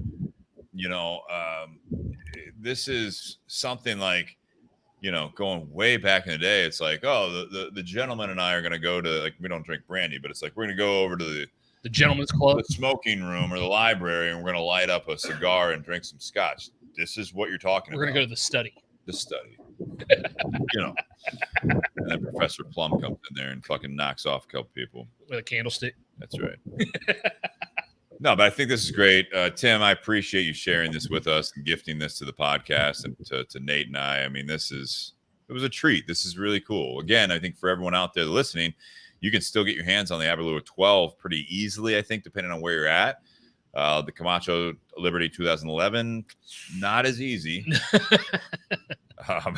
going to be. There are some sites out there that do have them. So there are sites for the secondary. You can find those as well. You can find them, but they're pretty rare. Pretty rare. And if they were $21 back in the day, I imagine people are going to be charging a bit if you're going to step out and get those. But yeah, so this is cool. Like I said, the cigar was the last Liberty, the Christian Eiroa. Mm-hmm. made while he was still with technically Davidoff at the time. I think Davidoff has done a fairly good job of keeping the Camacho brand alive. The Criollo, side note, anyone out there, the Criollo is going to be discontinued. So that yellow band, if you guys like that, buy it now so that you can also age a good cigar that you like for a decade if you'd like. Yeah, that's probably my favorite Camacho. No, you didn't buy enough. All right, guys, I want to thank our sponsors. We're going to roll into Tim. Are you still good for part 2? Yes, sir. All right, guys on Patreon, thank you very much. Patreon.com/Bourbon and BS podcast. The monthly contributions really keep this going, and it's fantastic to feel that support from you guys. If you guys want to do kind of like I said, Tim literally walked in the shop before he moved down south and handed us the bottle and cigars. If that's not feasible and you want to contribute, whether you're going to be on the show or you just want us to review something that you love and you want to contribute to the show, you can Venmo at Bourbon and BS. That is a commercial account, so that's nice to do. There's no fees like Patreon, but there are the taxes taken out of there, so it's nice. It's a nice thing there. Altadis, what's that? Or you can just mail bottles to the Tinder Box at Easton. That's happened. You can do that. Yeah, you can do that. Send an envelope of cash. That's happened before. Tinder Box at Easton, Columbus, Ohio. We're going to be smoking. They do carry the Camacho line, not this cigar, obviously. They also carry the Aroa line and the Asylum line, so kind of the full circle there. Yep. But yeah, check them out if you're in the area. I know, Tim, when you're in the area, you stop by, and we appreciate the support there. You got a BS Gold, I believe, to smoke next. Yes, sir. So that's fantastic. We appreciate it. Love that you love that cigar. Altadis USA. Nate and I are going to be smoking the Upman Nicaragua Heritage by AJ Fernandez for part 2. That is something that's available now. It's a newer one from H. Upman. Definitely check that out. And then, like we mentioned, the BS Cigar Company, the gold and silver. You're smoking the gold tonight, Tim. Silver is also available. Check those out. And then if you guys want some swag, check out buyjack.com/Bourbon and BS for any of the shirts. We got some hoodies on there coming up for the fall weather. We're not quite there. Maybe I'll try to design something else for the fall. We got the 3/4 sleeves. I thought about wearing one tonight. Yeah.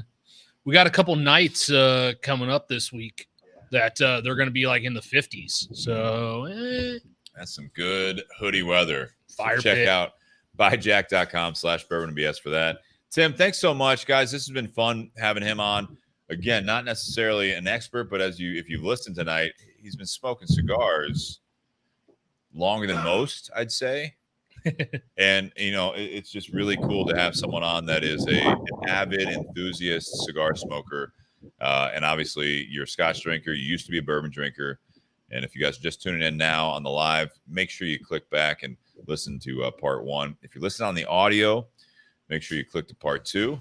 Tonight we are going to be talking about topic is live a great story. So we'll see where we're at. That was a suggestion from Tim. So we'll see where the conversation goes. Cheers. Happy Whiskey Wednesday.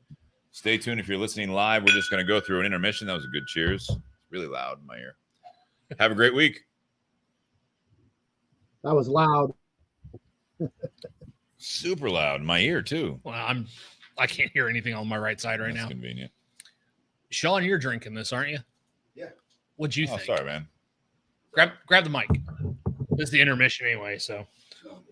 No one's listening anyways. Yep. Okay. God, Jesus. What did you think of the Camacho 2011? It was great, just all by what you said. So sounded delicious. Puffing in your second Yeah. hand smoke. It seemed great. Yeah. Yeah. Nice retro. nice secondhand smoke. Yeah. Nice secondhand retro. You're drinking the Aberlour. What are you smoking with it? I was smoking a knuckle sandwich. Okay. The Maduro. Yes. Yeah. Which was awesome. I liked it too. I did get a little bit of the smoke, not much, a little bit of fruitiness. Not much of a burn either. Just a nice, clean, good scotch. I mean, it's just one of those you sit down and like, damn, that's fucking good. Yeah. You know, not much other than that. It's just I would have probably given it shit for scotch by 8.5 because I don't drink much of it, but I've had scotch where it's a lot more peaty and you're like, Like okay, a Lafroig. yeah, like, Oh, yeah. that was more of a. I don't know. If I wouldn't have known it was a scotch, I don't know if it to me would have caught it as being a scotch. I don't drink it enough to know. So Oh, that when you get that smokiness, Like that's kind of a good key indicator. Right. That's I going to be get what discussion. he's saying though, with all the flavors that are out there with rye and Yeah. bourbons. I don't know that I've had too many bourbons though that I've had that's that type of smokiness. But it was very subtle smoke though. It wasn't like That's what I'm saying. Yeah. So again, I maybe you're getting more of that with your palate. I'm sure I've had bourbons and whiskeys that had smoke in it too. So yeah, I to me, which I enjoyed, I think it's great. But yeah, usually like if you like do a Glenlivet or like your basic Scotch, I'd be like, okay, that's a Scotch. This definitely had to be surprised, but I enjoyed it. Good. Good.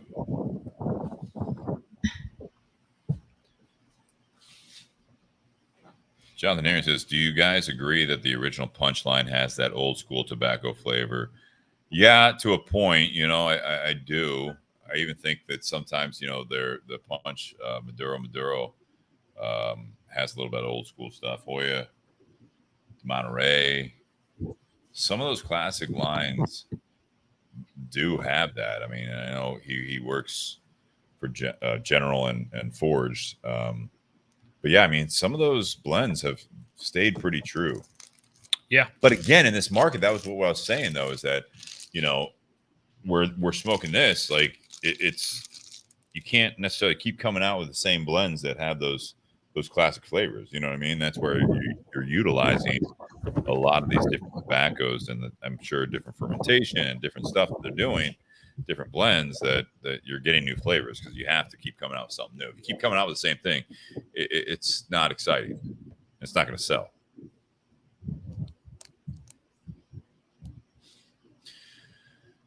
Tim, any questions? How you doing down there? Doing great, brother. Doing great. We got the wind picking up here, but still no rain. Yeah, well, that's the heat lightning with the wind. There's the American flag just off to my left. It's flapping in the breeze pretty good. All right. Well, you let us know if you need to change your venue there or if you start getting rained on.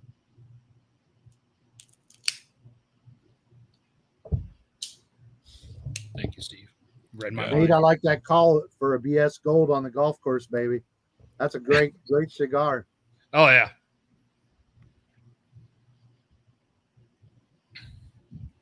Yeah, I loved it when you came into the Tinder Box a few months ago and you picked up at least one, maybe a couple, and you hadn't had it before. And then you smoked it and you were, putting on the community page like, oh my, the flavor on this smoke. Yeah. Woo! Yeah. So a flavor missile, baby. Come here, Doogie. Come here, Doogie. Who do we have my here? Horse. Can you see my horse? Oh boy. He's 4 foot tall. Oh my gosh. What kind of dog? Standing up. He's an Irish Dane. Mom's taking him for a walk. It's actually starting to rain, so I might move indoors. Oh, good timing. Do you want to do that before we start part 2? Yeah, let's here do that before we start the second one. All right. You got it.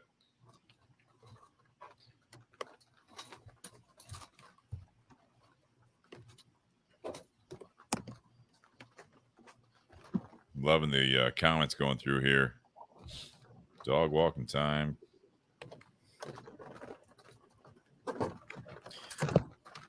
This was enjoyable, this cigar. Mm-hmm. You know what I didn't actually talk about, and I meant to in my my ratings? You said it's very consistent, Nate. I will say that 1118 size has just enough ring gauge variation that when it comes back to the original ring gauge, maybe it's the tobacco in there. I think it amps it up a little bit. So when it comes down from that baby bump, you're the one who called it the baby bump. I just it's something that there's enough of a more or less like figurado type thing, you know what I mean? Where like that ring gauge as it develops through the cigar, I think it does have an impact on that. If this was just a 6x52 or 6x54, I think it would smoke a little different. Yeah, I don't know if it's better or worse. I get what you're saying. Yeah, I definitely get what you're saying. I don't think it's quite as substantial as, say, like the Oliva V Figurado, Right. where it's, because they put because it starts out so thick at the foot of that cigar, once you get past that little tiny nipple, they pack extra tobacco in that foot, so it kind of comes off very bold at first, and then it kind of tapers down as the cigar tapers down as well. Yeah. I don't know. I like the varying ring gauges. I do think that does do something to the flavor. Jim, is it Lafferty? Lowry. Is the BS your blend? Yeah, the BS, the gold and silver are actually, local to us. This is a blend that I have my hands in with Brian, the owner of the Tinder Box at Easton, and we have the gold that's actually made by Plasencia Tobacco. And then it's also the silver that is going to be Espinosa. And we did blend with those guys on that. Hey, Sean Anderson's here. Welcome, Sean. Anyway, you get the nipple comment there. But yeah, Jim, if you're interested in trying, Jim, if you're interested in trying the BS, just contact us. I'll point you in the right direction, or contact the Tinder Box at Easton. We do. Lockery. Huh. Oh, all right. We were both wrong. Sorry, Jim. But yeah, so that's something that again, if you like Plasencia or you like Espinosa, the gold is the best seller. It's medium bodied, just a little bit of spice to it, but it's got a lot of flavor. Again, it's all Nicaraguan from Plasencia's farms and their factory in Nicaragua. Very proud of that one. And then the silver is going to be all Nicaraguan as well. Basically, in the what we say is the gold is a Criollo wrapper. And all Nicaraguan, and all four major regions are represented in that blend in the filler. And then the silver is going to be more medium full, a little bit peppery, and that's going to be a Habano Rosado Oscuro wrapper. And again, all Nicaraguan, but definitely has some pepper to it. I was about to say, first you said a little peppery, like, Depends on the size. You do the 6.5 by 58, it's a little pepper. You do the Rubito 6 by 46. Yeah. Yeah. I remember, I think it was the last time we were talking to Eric. I think it was when he was in town for the Smoking 10 event. It's every time he lights one up. Yeah. Before Eric ships a batch of the BS silvers, especially that Rubito, him and Hector usually tears up. We usually we do bundles of 20 from them, and the last bundle is usually missing a few. Yeah, it's like 16. Yeah, so him and Hector will smoke a couple, one or two out of a bundle, and Eric's like, "Man, I forget how peppery that cigar is." Bro, that's a pepper bomb. That's every time. Charlie Creekmore, bundle or boxes of the BS Gold? BS Gold right now we do have in bundles and boxes, and the 20 count, both.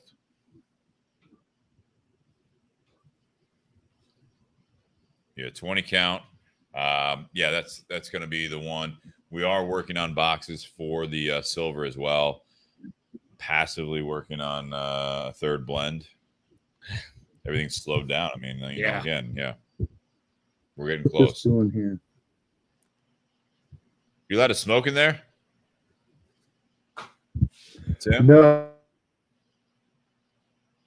No, you're breaking up pretty good there before we go live.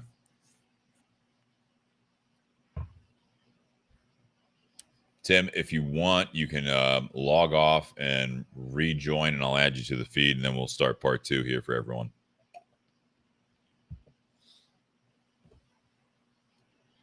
I wish when we froze up, you were smiling. You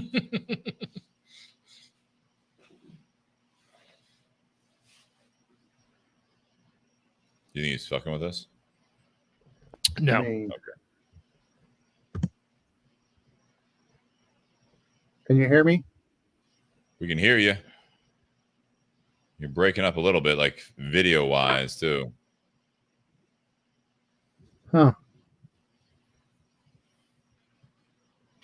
Now we see. Yeah, I just plugged. Now I just plugged the laptop back. Do me a favor, real quick, if you don't mind. Yeah. Exit and come back in, and I'll join you to the feed. All right. Trying to figure out how to do that. Will you help me?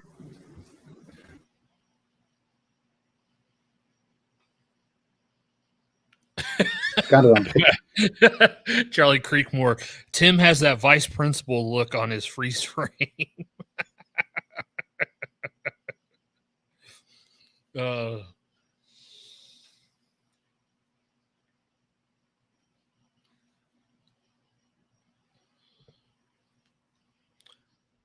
while we're waiting on Tim, what is everyone else out there smoking and drinking tonight? It's been a while since we've seen some people post on the live feed like, yeah, here's what I'm having. It's fair. We got 10 to 20 people watching live. Keeps going up and down, but right now in the intermission, while they just look at us, wait on. It just went down. Shit. I'm just kidding.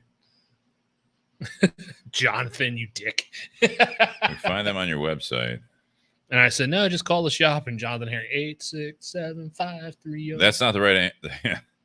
John, no. Although he said 349. No, listen to the wrong song. Just hit me up, John, and I'll if you want some of those BS, I'll definitely hook you up here, and whatever you need, we'll sell you. I can do that when I'm at the shop and get it out to you.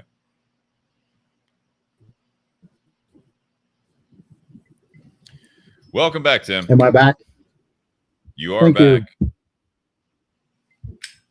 I love how it felt like you had a stronger connection outside. Where is your modem? In the driveway. And now you're frozen again. That's what I'm saying. Little patio out front. Yeah.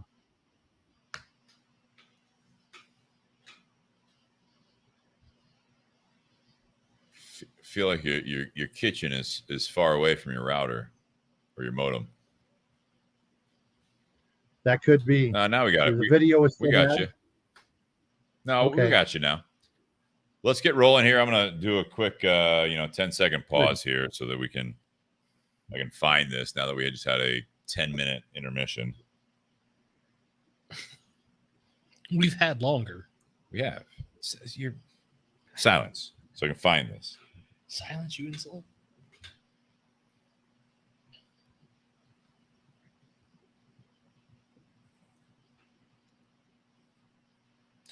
Welcome back to the Bourbon and BS podcast, everyone. This is episode 232, part 2, Beyond the BS. We are still with Tim Dodge by way of South Carolina. I hope we're still with him. We're having some connectivity issues. It could be that heat lightning that Jonathan called out. Jonathan Herring. Definitely not a storm, although it seems like a storm. But Tim, welcome back. How are you? Doing great, brother. Good. If you guys are just tuning in now, make sure you click back to part 2. In the South. You're in the South. Click back to part 1. I mean, if you're listening to the audio, listen to the part 1. Electrical interference. Nice. But part 2 is where we go beyond the BS. This is more of the topic side of things. Before we get into that, I do want to mention our sponsors. I'll be a little bit briefer on part 2, but patreon.com/bourbonandbs podcast or Venmo @bourbonandbs. That's the way you guys can contribute. We appreciate all the love and support from you guys. Helps us go. I love the crowd we have tonight from the Bourbon and BS community page, which is on Facebook, 1,600 members strong. We'd love to see that grow. So if you guys have anyone that you think would love to join a community page that, yes, it's whiskey posts, it's cigar posts, but it's not just that. It's beyond that, and it's a lot of this stuff. I love seeing familiar faces on the feed here. And Tim, that's how you're on this. We lost Tim. We lost him. God damn it! I'll go to the sponsors while hopefully he comes back. Tinder Box at Easton in Columbus, Ohio. We have a few people asking if the BS cigars are available online. Just contact Tinder Box at Easton or contact us at the podcast, and we'll make sure to get you guys hooked up with the sales that you need. But yeah, the Camacho and the Aroa line are available there. The Liberty 2011 that we did is not available. Yeah. Not for a while. You missed out. We didn't have a podcast when that was available. We are going to be smoking, though, from Altadis USA, the H. Upman, Nicaragua, the Heritage by AJ Fernandez. That is coming up next. And that's what you just lit up. That's what I'm going to be smoking. So, yeah, they will have that. Thank you, Altadis USA, for the continued support. And BS Cigar Company, we just mentioned, the gold and silver are available. Tim, you look like you're back. I think I'm back. I've got you guys on the iPad, not the laptop, so it's working. Can you better. turn it? Can we get it? There we go. There we go. Now we're cooking. He forgot to ask his IT pro back there. Yeah. It's nice to have one of those. Right. So beyond the BS, I want to mention also the buyjack.com/bourbon&bs. That's where all the gear is. So guys, check that out as well. If you guys want some of the podcast shirts, BS shirts, hoodies coming up for the fall, some cooler weather where you're at, and then also 3/4 sleeve stuff. And there's also ladies V-necks on there as well. So check them out. So the topic tonight, I'll remind everyone to please drink responsibly. Live a great story. Tim, you suggested this. I did. So I put a little bit of from some of your text today in the description, but let's. What is this? What's the topic here? Live a great story. I'll tell you, it's kind of a neat story. I told Nate a little bit about it today. There's a young man from, I want to say he was either from Austin or Houston, Texas. I don't remember which one. So don't hold me to this exactly. But he got out of graduate school. This was back around 2015, 2016. And he's kind of saw that, and not to get political at all, but just kind of the country was kind of, things weren't going so well. And he's like, man, there's got to be something about what makes being an American great. And so he finished graduate school and he decided that he was going to just travel for the next year. And he traveled all around the world. And basically his goal was just to meet people and hear their stories. What made them tick? What makes them happy? What are they doing? What are they doing on purpose? And this is not something I just came up with today. This went back for me and for my wife. It went back to when I was probably about 26 years old, so 30 some years ago. My dad was one of those guys who could do anything. He was one of those guys who did it. He would do anything for anybody. And towards the end of his life, I was spending a lot of time with him, and I can remember this day like it was yesterday. And I would go to Mom and Dad's farm and sit with him during the day, because at the time I worked a second shift, and I could go do them during the day and sit with him. And he told me, he's like, the things you do for yourself will die with you when you die, but the things you do for other people will live on after you're gone. And so we kind of embraced that for our lives. This was before we had any kids or anything. We didn't have our first child till Barb and I were both 29 years old when we had our first child. We wanted to kind of make sure that we were ready to raise kids and be able to afford them and everything else. And so Dad kind of planted the seed. But this kid's story, he actually has a website and Facebook page that's called Live a Great Story. And it basically, by going around the country and just talking to people, he was so encouraged that there's so many people that are doing things with a purpose. A lot of times we've talked about this you know, in the second hour, a lot of times where we just go and we get, you know, we hit our nose to the grindstone and we just work. And we think that's our purpose. Well, that's not our purpose at all. Our purpose is to be here, to serve each other, to live the best kind of life you can, and be happy doing it. And so that's kind of why I brought up the Live a Great Story, because, you know, we kind of run across this stuff and was very encouraged by his story of traveling and meeting people. And so he's got a line of clothing out and stickers and everything else that just encourages people, you know, hey, it isn't all about the rat race. It's about doing something positive. And so that's why I wanted to talk about that. What's that look like for each of us? You know, what do we need to do to change if we need to change?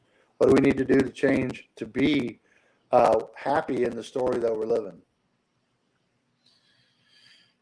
There's a lot there. That's a lot to unpack. It's a lot. You're right. It's a lot to unpack. It's interesting, you know, like my initial response is not to be, you know, I don't want to, like, when I say there's a lot to unpack there, it's you're living your life in one aspect. You were saying, like, you know, you don't want to just work and do all this stuff, you know, so that you don't have an impact on other people, right? Did I hear that right? Yeah. And I will say that there are some people out there, and Jonathan, I put it up on there, is that there's the Facebook page right there, right? So if you guys are listening, it's on Facebook. Live a Great Story is obviously what the search thing. He did the actual website there.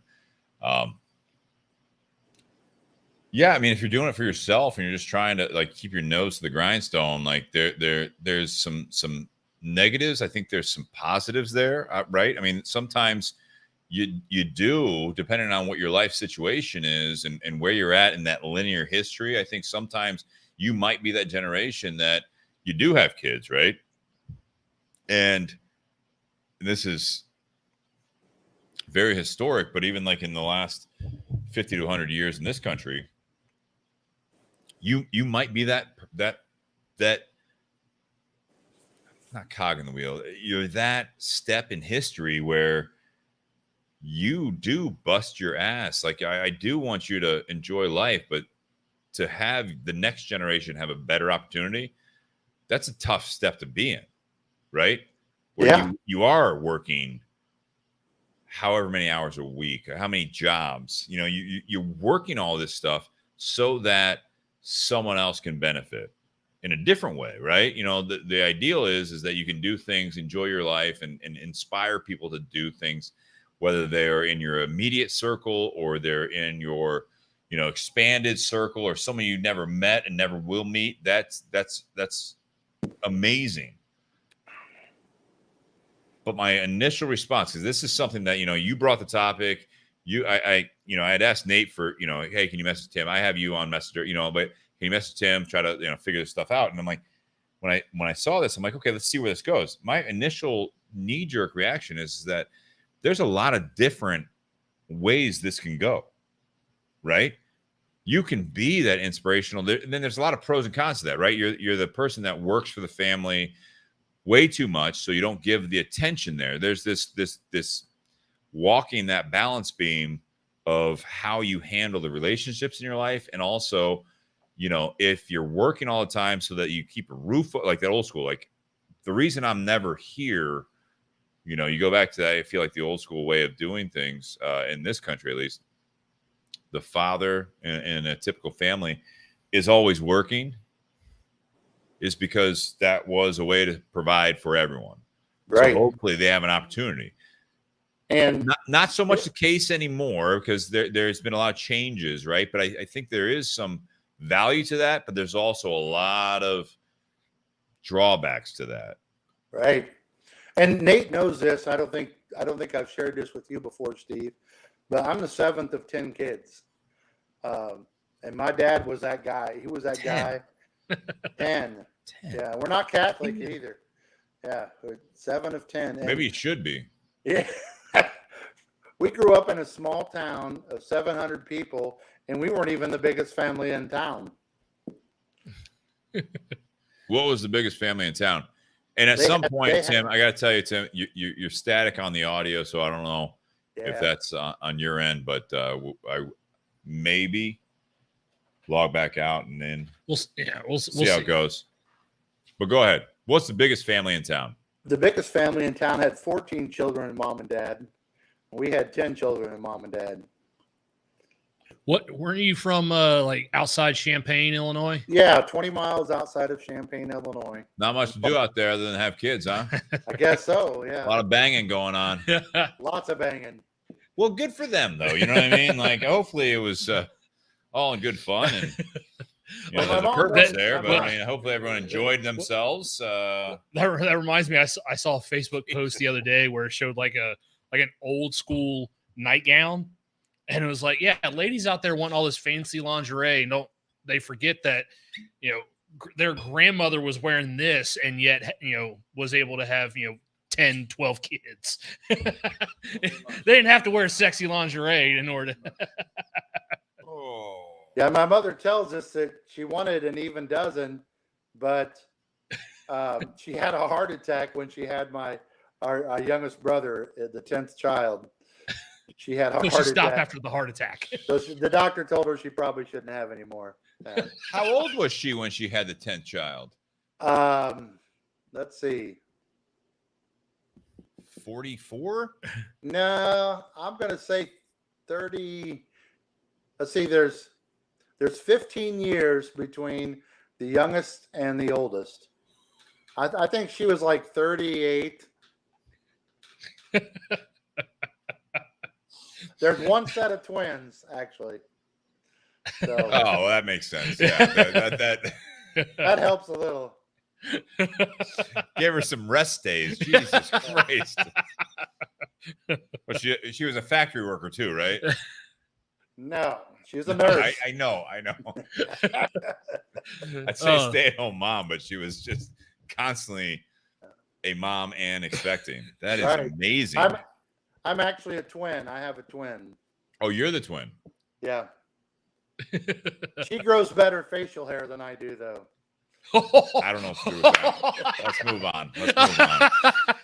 Not diving down that rabbit hole. Oh, there's some parallels with my family too with that story. Not the facial hair aspect, but like on my mom's side of the family, 6 kids in 7 years. And then but then also on my dad's side of the family, 4 kids, but the oldest to the youngest is 20 years. So my dad was a senior in high school when his brother was born. Oh my! Wow. My uncle graduated only 2 classes ahead of my sister. So literally, my sister and her uncle were in high school together. And then, that's wild. And then Jess, my wife, she's got an aunt and cousin that were born in the same hospital the same day. I admire, the fact you look at today's stuff and everyone's gotten marital problems, and it's like, one of the people aren't that interested in them anymore. And then you look back at these things and it's like, for 15 years, your parents were just, I don't know. Nuts. Absolutely nuts. Nuts, maybe madly in love, finally could have sex again. Sorry, I know you're old enough to acknowledge this stuff, but it's like, it's like one of those things. You're like, you do the math of those years and the births. You're like, good for them. I mean, like they should be like teaching, not necessarily like having that many kids, 10, but just about how to keep the spark alive. I mean, Jesus Christ. Fantastic. That's a great story right there. You're living a great story. Yeah. 15 years later, knocked up my wife again. Congrats, man. She was still in her 30s, though. Right. All right. I don't even know where this conversation might go. All right. Tim. Good topic. All right, so So where are you at on the Live the Great story with all this stuff? You look back to your parents on this? I do. It really, especially going through this process of moving that we've just went through here in the last few weeks. We raised 3 kids, and we had, somewhere in the neighborhood of 30 some foster children stay with us at different times. 30? Yeah, not all at once, but yeah. No. Over you years. need to own like a hotel at that point. No, not The that Duggars. case at all. But just unpacking a lot of memories and stuff, and deciding, you know what, that stuff don't have to go with us because it's here. It's all up. It's up here. What those things mean to us. We really on this move, like I said, we hadn't moved very many times, but we really did some paring down of what's the most important stuff, the memories and all this other thing, all this other stuff. So that kind of, because we were cleaning out our basement, and we had a 4-bedroom house with a full basement, 13-course basement underneath the house. And dude, I'm telling you, it was packed. It was packed full of stuff, kids stuff, clothes, just stuff we just like. We didn't want to throw nothing away because we never knew when we'd have, a kid a certain size or a certain age, those type of things. So, just unpacking all that stuff, and a lot of times it was, certain kids would come up to mind and stuff like that. We didn't know them very long, but I hope we had an impact on them. Obviously did. Those type of things, yeah. And Tim, so do me a favor. Do me a favor real quick. Pick up the iPad and see if the audio gets better. Pick it up and see if it's better. I still got static. Can you log out and come back in, and then I'll edit this for the audio? Let me try something else. All right. For those listening live, sorry about this. We just want to make sure that, people listening, on the audio. I mean, Tim's got some great stuff. Again, I didn't know he had 30 foster kids at some point. So it's like one of those things that, like, over time. Yeah. I understand that. That's still super impactful. Yeah. So some people may remember me saying this. So last year, my mother sold her condo here in Columbus, moved to North Carolina. Mm-hmm. And once she retired from the company back here that she was working for, what she's actually trying to do is be a temporary foster house for kids under 2 years old. Wait, hold on. That like their parents are either going into the penal system or they were kids born with drug addictions. I think it's amazing. That's a lot. That's a lot. When you're in your 60s and, you're already retired, living by yourself. And like, that's your mom's doing this. That's what my mom, looking into it. So literally like, she had forwarded me a questionnaire from the state of North Carolina. Hey, Tim, give me a sound check there. Sound check. Can you hear me better? Still got that static. I didn't hear any static, but say something else. I'm outside in my truck. There it is. Yeah. While he tells this story, will you log out and come back on? Sure. But so my mom called me up one day to let me know that I was going to be getting a questionnaire in the mail from the state of North Carolina. Right. Yeah. It's basically like almost like a background check on her. They're asking me questions about my childhood and growing up and stuff like that, and my mom goes, "Hey, I just want you to remember you had a good childhood, so like don't sit there and write down a bunch of negative stuff because you had a pretty good childhood." And I'm like, "Yeah, she's an okay mom. Yeah, she did okay."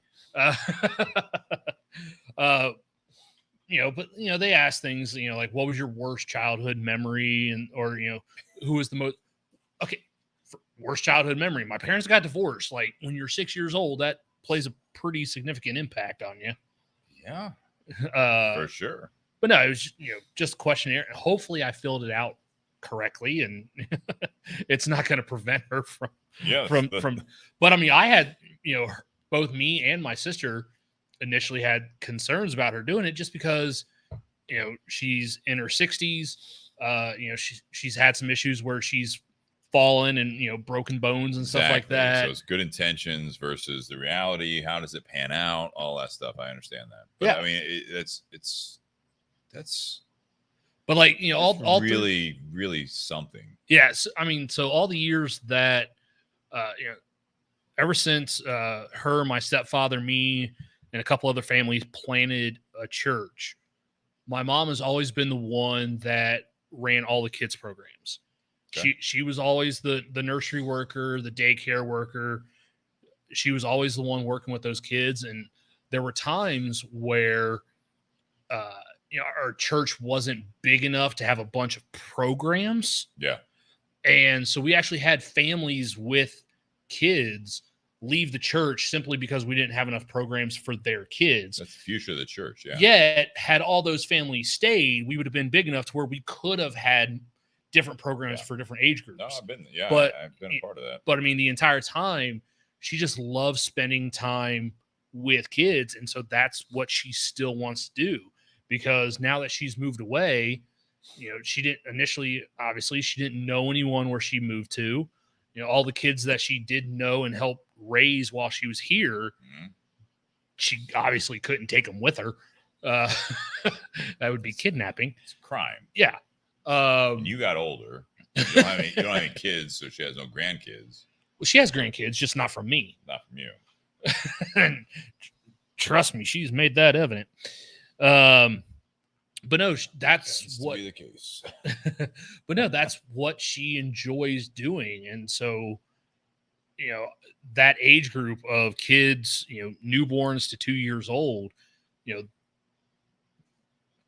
that's an age group where when a parent is going through something like that, where they're, the parent's a drug addict or they're getting ready.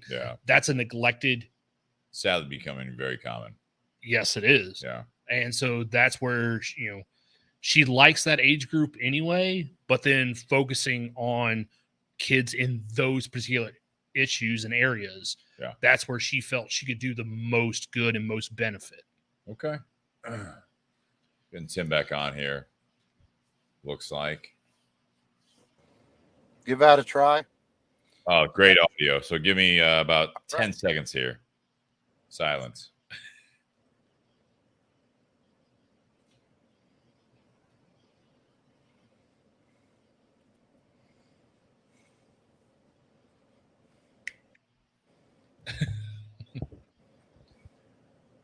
We were talking about in the break, for the audio listeners out there, Nate expanded a bit on his mom's efforts right now to foster. And you actually, where are you sitting right now? Are you in your car? I'm in my truck right outside the front door of the cottage. How is that better than in the house? Where is your router? In the house. I feel like it's in the bed of your truck.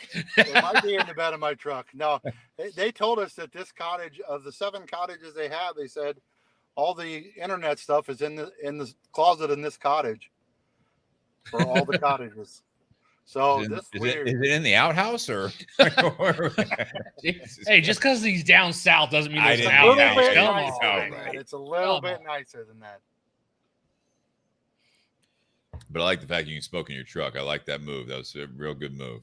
That is a great move because I was looking forward to this gold. So we're talking about, again, it's the log off, log on. I love the internet.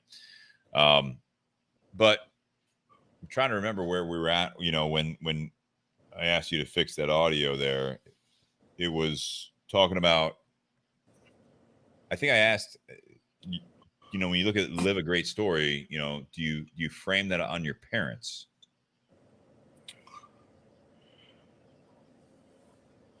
I mean, yeah, that's where I think a lot of our encouragement came from our parents. Because Barb too. Barb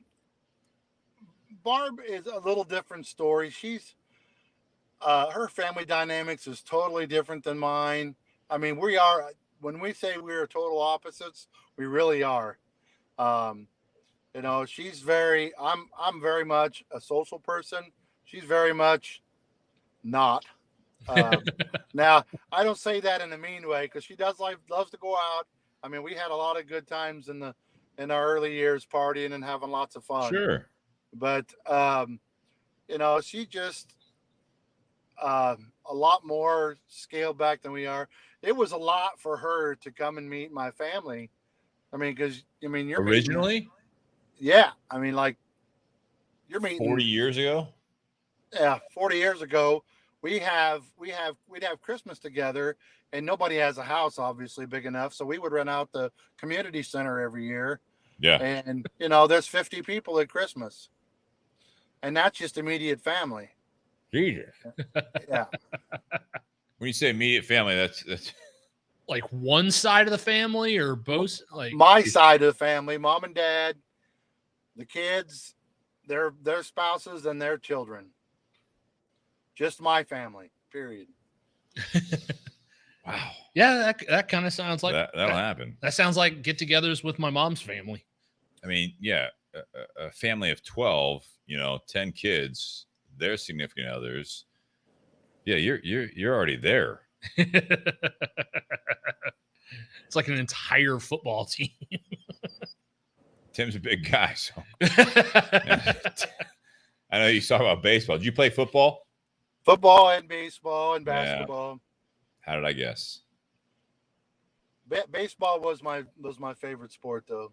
What position did you play? First base. You left-handed? Yep. Well, there you go.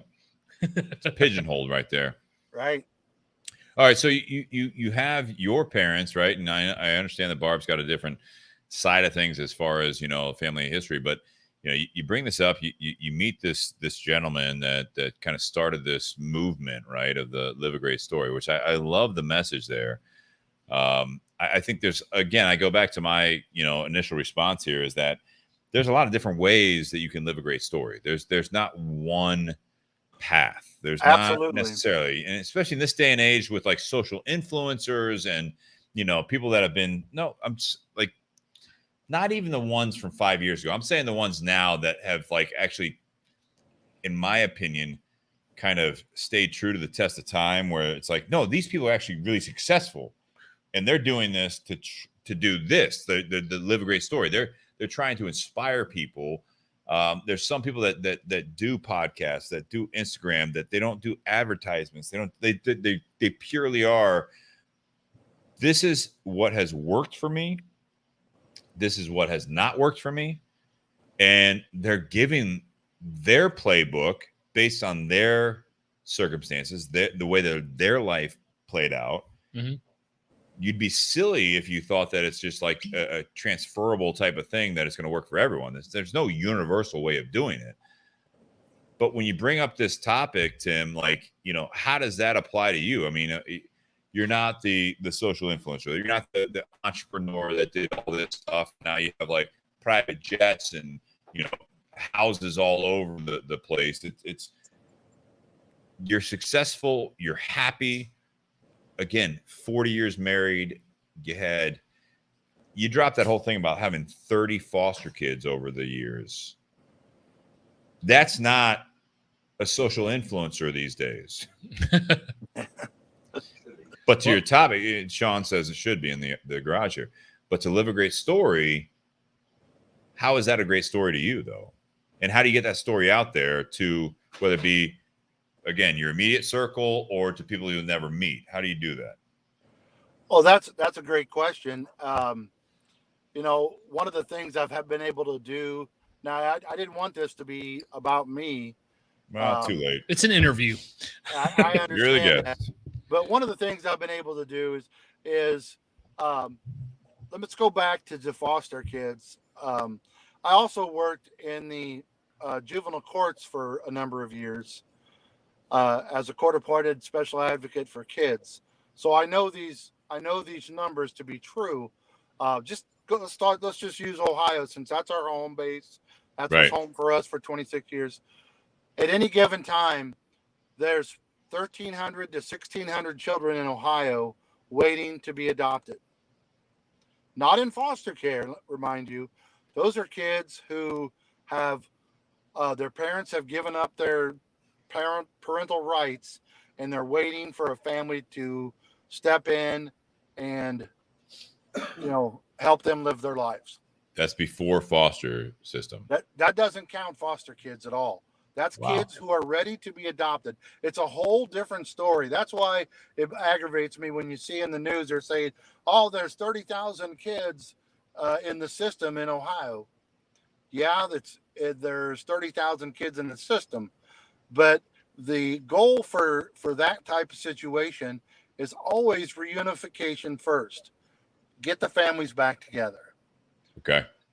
The 13 to 1,600 kids are kids who have gone through the process. That's not reunification's out of the question, and they're looking for families to step in and raise these children. So they're still with the family. They're either in a foster care. They're in a foster care waiting to be adopted, or they're in a up near Wooster, Ohio. They have a complex up there that there's over 100 children there living in a complex in Wooster, Ohio. So I've had the chance to talk to a lot of young couples who want to build families and stuff, and I'm like, they've had problems with pregnancies, whatever. I'm like, this is the way to go to build a family, because these children need a family. So I've had that opportunity, and I was telling Nate earlier today, it was kind of cool because this young man who started this Live a Great Story, Barb and I ran into him in 2019 in Northern Ontario, Canada, as we were going through wine country. Just out of the blue, we were in up there. It's a whole different hotels are not called hotels up there. They're called roadhouses. Roadhouse? Roadhouses go clear back to the turn of the 19th century. A roadhouse is a place where you would come in. If you're out traveling, you come to the roadhouse. The downstairs was a restaurant and bar. The upstairs were rooms that you could rent for the night. And that's where you would stay and then get on with your trip the next day. Those are all over Canada. Really? And there's this one that we stopped at. Yes, it's a very historic one. It's in the wine. I can't remember the name of the town, but it's a very historic roadhouse. And we just we were staying in a place, a bed and breakfast down the street from this roadhouse. We just happened to be walking down the street and we saw this plaque out in front of it. Let's go in and have dinner. Well, we went in and had dinner in there, and that's where we met the young man who started the Live a Great Story, a movement or whatever you want to call it. And we got to hear a lot of his stories about people we've met around the world, and it was just super interesting to us. So I don't know what's going on with this. There we go. There you go. Sorry about that. Look like you're handheld in it. Technical difficulties. Yeah. That's all right. There's no good place to put it in the truck. You're not driving, are you? No, I'm just I don't sitting think his driving. Wi-Fi goes that far. I don't know. I mean, it works better outside than it does inside, so maybe it does. Maybe it is in the truck. That's what I'm saying. Check. Never mind. Tim, you said you had 3 kids. Any of them adopted? 2 of our 3 children are adopted. Yes. In your of your brothers and sisters? No, of his kids. Of our children, Okay. Barb and my children. We had one child. The doctor told my wife she had a lot of complications during that pregnancy. The doctor said, you probably shouldn't have any more children. Yeah. But we wanted more. So it's all kind of crazy because our first child was born when we lived in Illinois. We moved to Ohio in 1996. And you have to live in a state for 5 years before you can adopt. So that's why we took on the role of foster parents. 5 years. You have to live in the state for 5 years before. Is that like for like kidnapping reasons that you're going to move? I really don't know why. Interesting. Okay. Yeah. Sorry. Go ahead. But yeah, that's cool. So that's kind of way, like, well, we got to wait 5 years. So we'll foster while we're, putting in our time. And then one of our foster children, we ended up adopting our middle child, Mariah. And then our son, who's the youngest at 21, he was actually a private adoption because the organization we worked through, his birth mother came in and said, I'm going to give up this child, and I need to find a family for them. Yeah. And so at the time there was 32 families that were looking to adopt, and she chose my wife and I. We had to write bios, and we wrote a bio about who we are and what we do and all this other stuff. And out of the 32 families, this mother chose Barb and I to be DJ's mom and dad. Wow. It's got to feel pretty good. Yeah. So right there is another one. Live a great story. I mean, that's something there is like, why do you think that she chose you? You talk about like, yeah, with the right bios, but what does that mean? Basically, who you are, what you believe, without any names. They didn't want names in it. Right. Basically, who you are, what you believe, what have you done in life, those type of things. And I don't think our story was any greater than because I mean, as far as I'm concerned, every one of those families are outstanding families that were doing the same thing we were doing. So what made her choose us, I don't know. One of the things that you texted back to Nate was when you talked about this whole topic, right? So I'll pull up that message.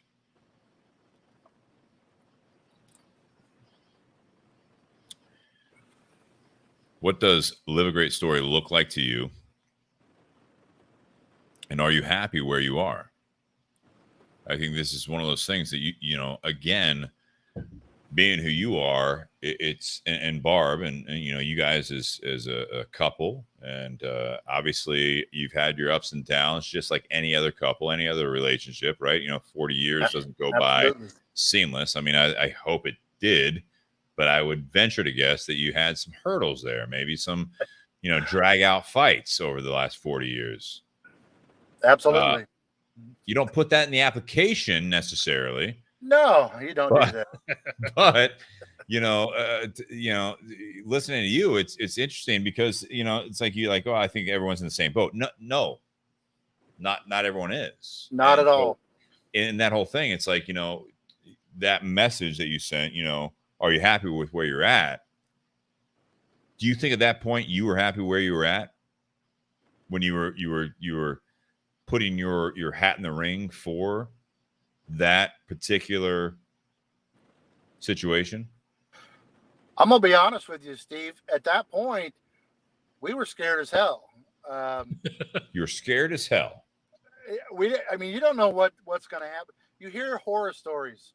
I mean, about what? The kids? About foster kids, about foster families, and everything else. It's got a bad stigma to it for some reason. 100%. And I think it's the media is responsible for a lot of that because they're only going to glorify the bad stories. It's what they do. I was going to ask you about that. Absolutely. They're the only thing you talk about, right? Right. Negative stories generate views and clicks. I will say one positive thing that we got out of the last few years and where we're at in this country especially is that there are some good feel-good stuff out there. Which I think needs to be focused on more. Yeah. But, Sean, I don't know if you're comfortable sharing this, being an adoptive parent, but I mean, we got Sean in the garage. He's been on the show a lot, but that's got to, you say you were scared. And so, Tim, I don't think you ever met Sean necessarily in person, but you've seen him on the show. You've seen him in the community.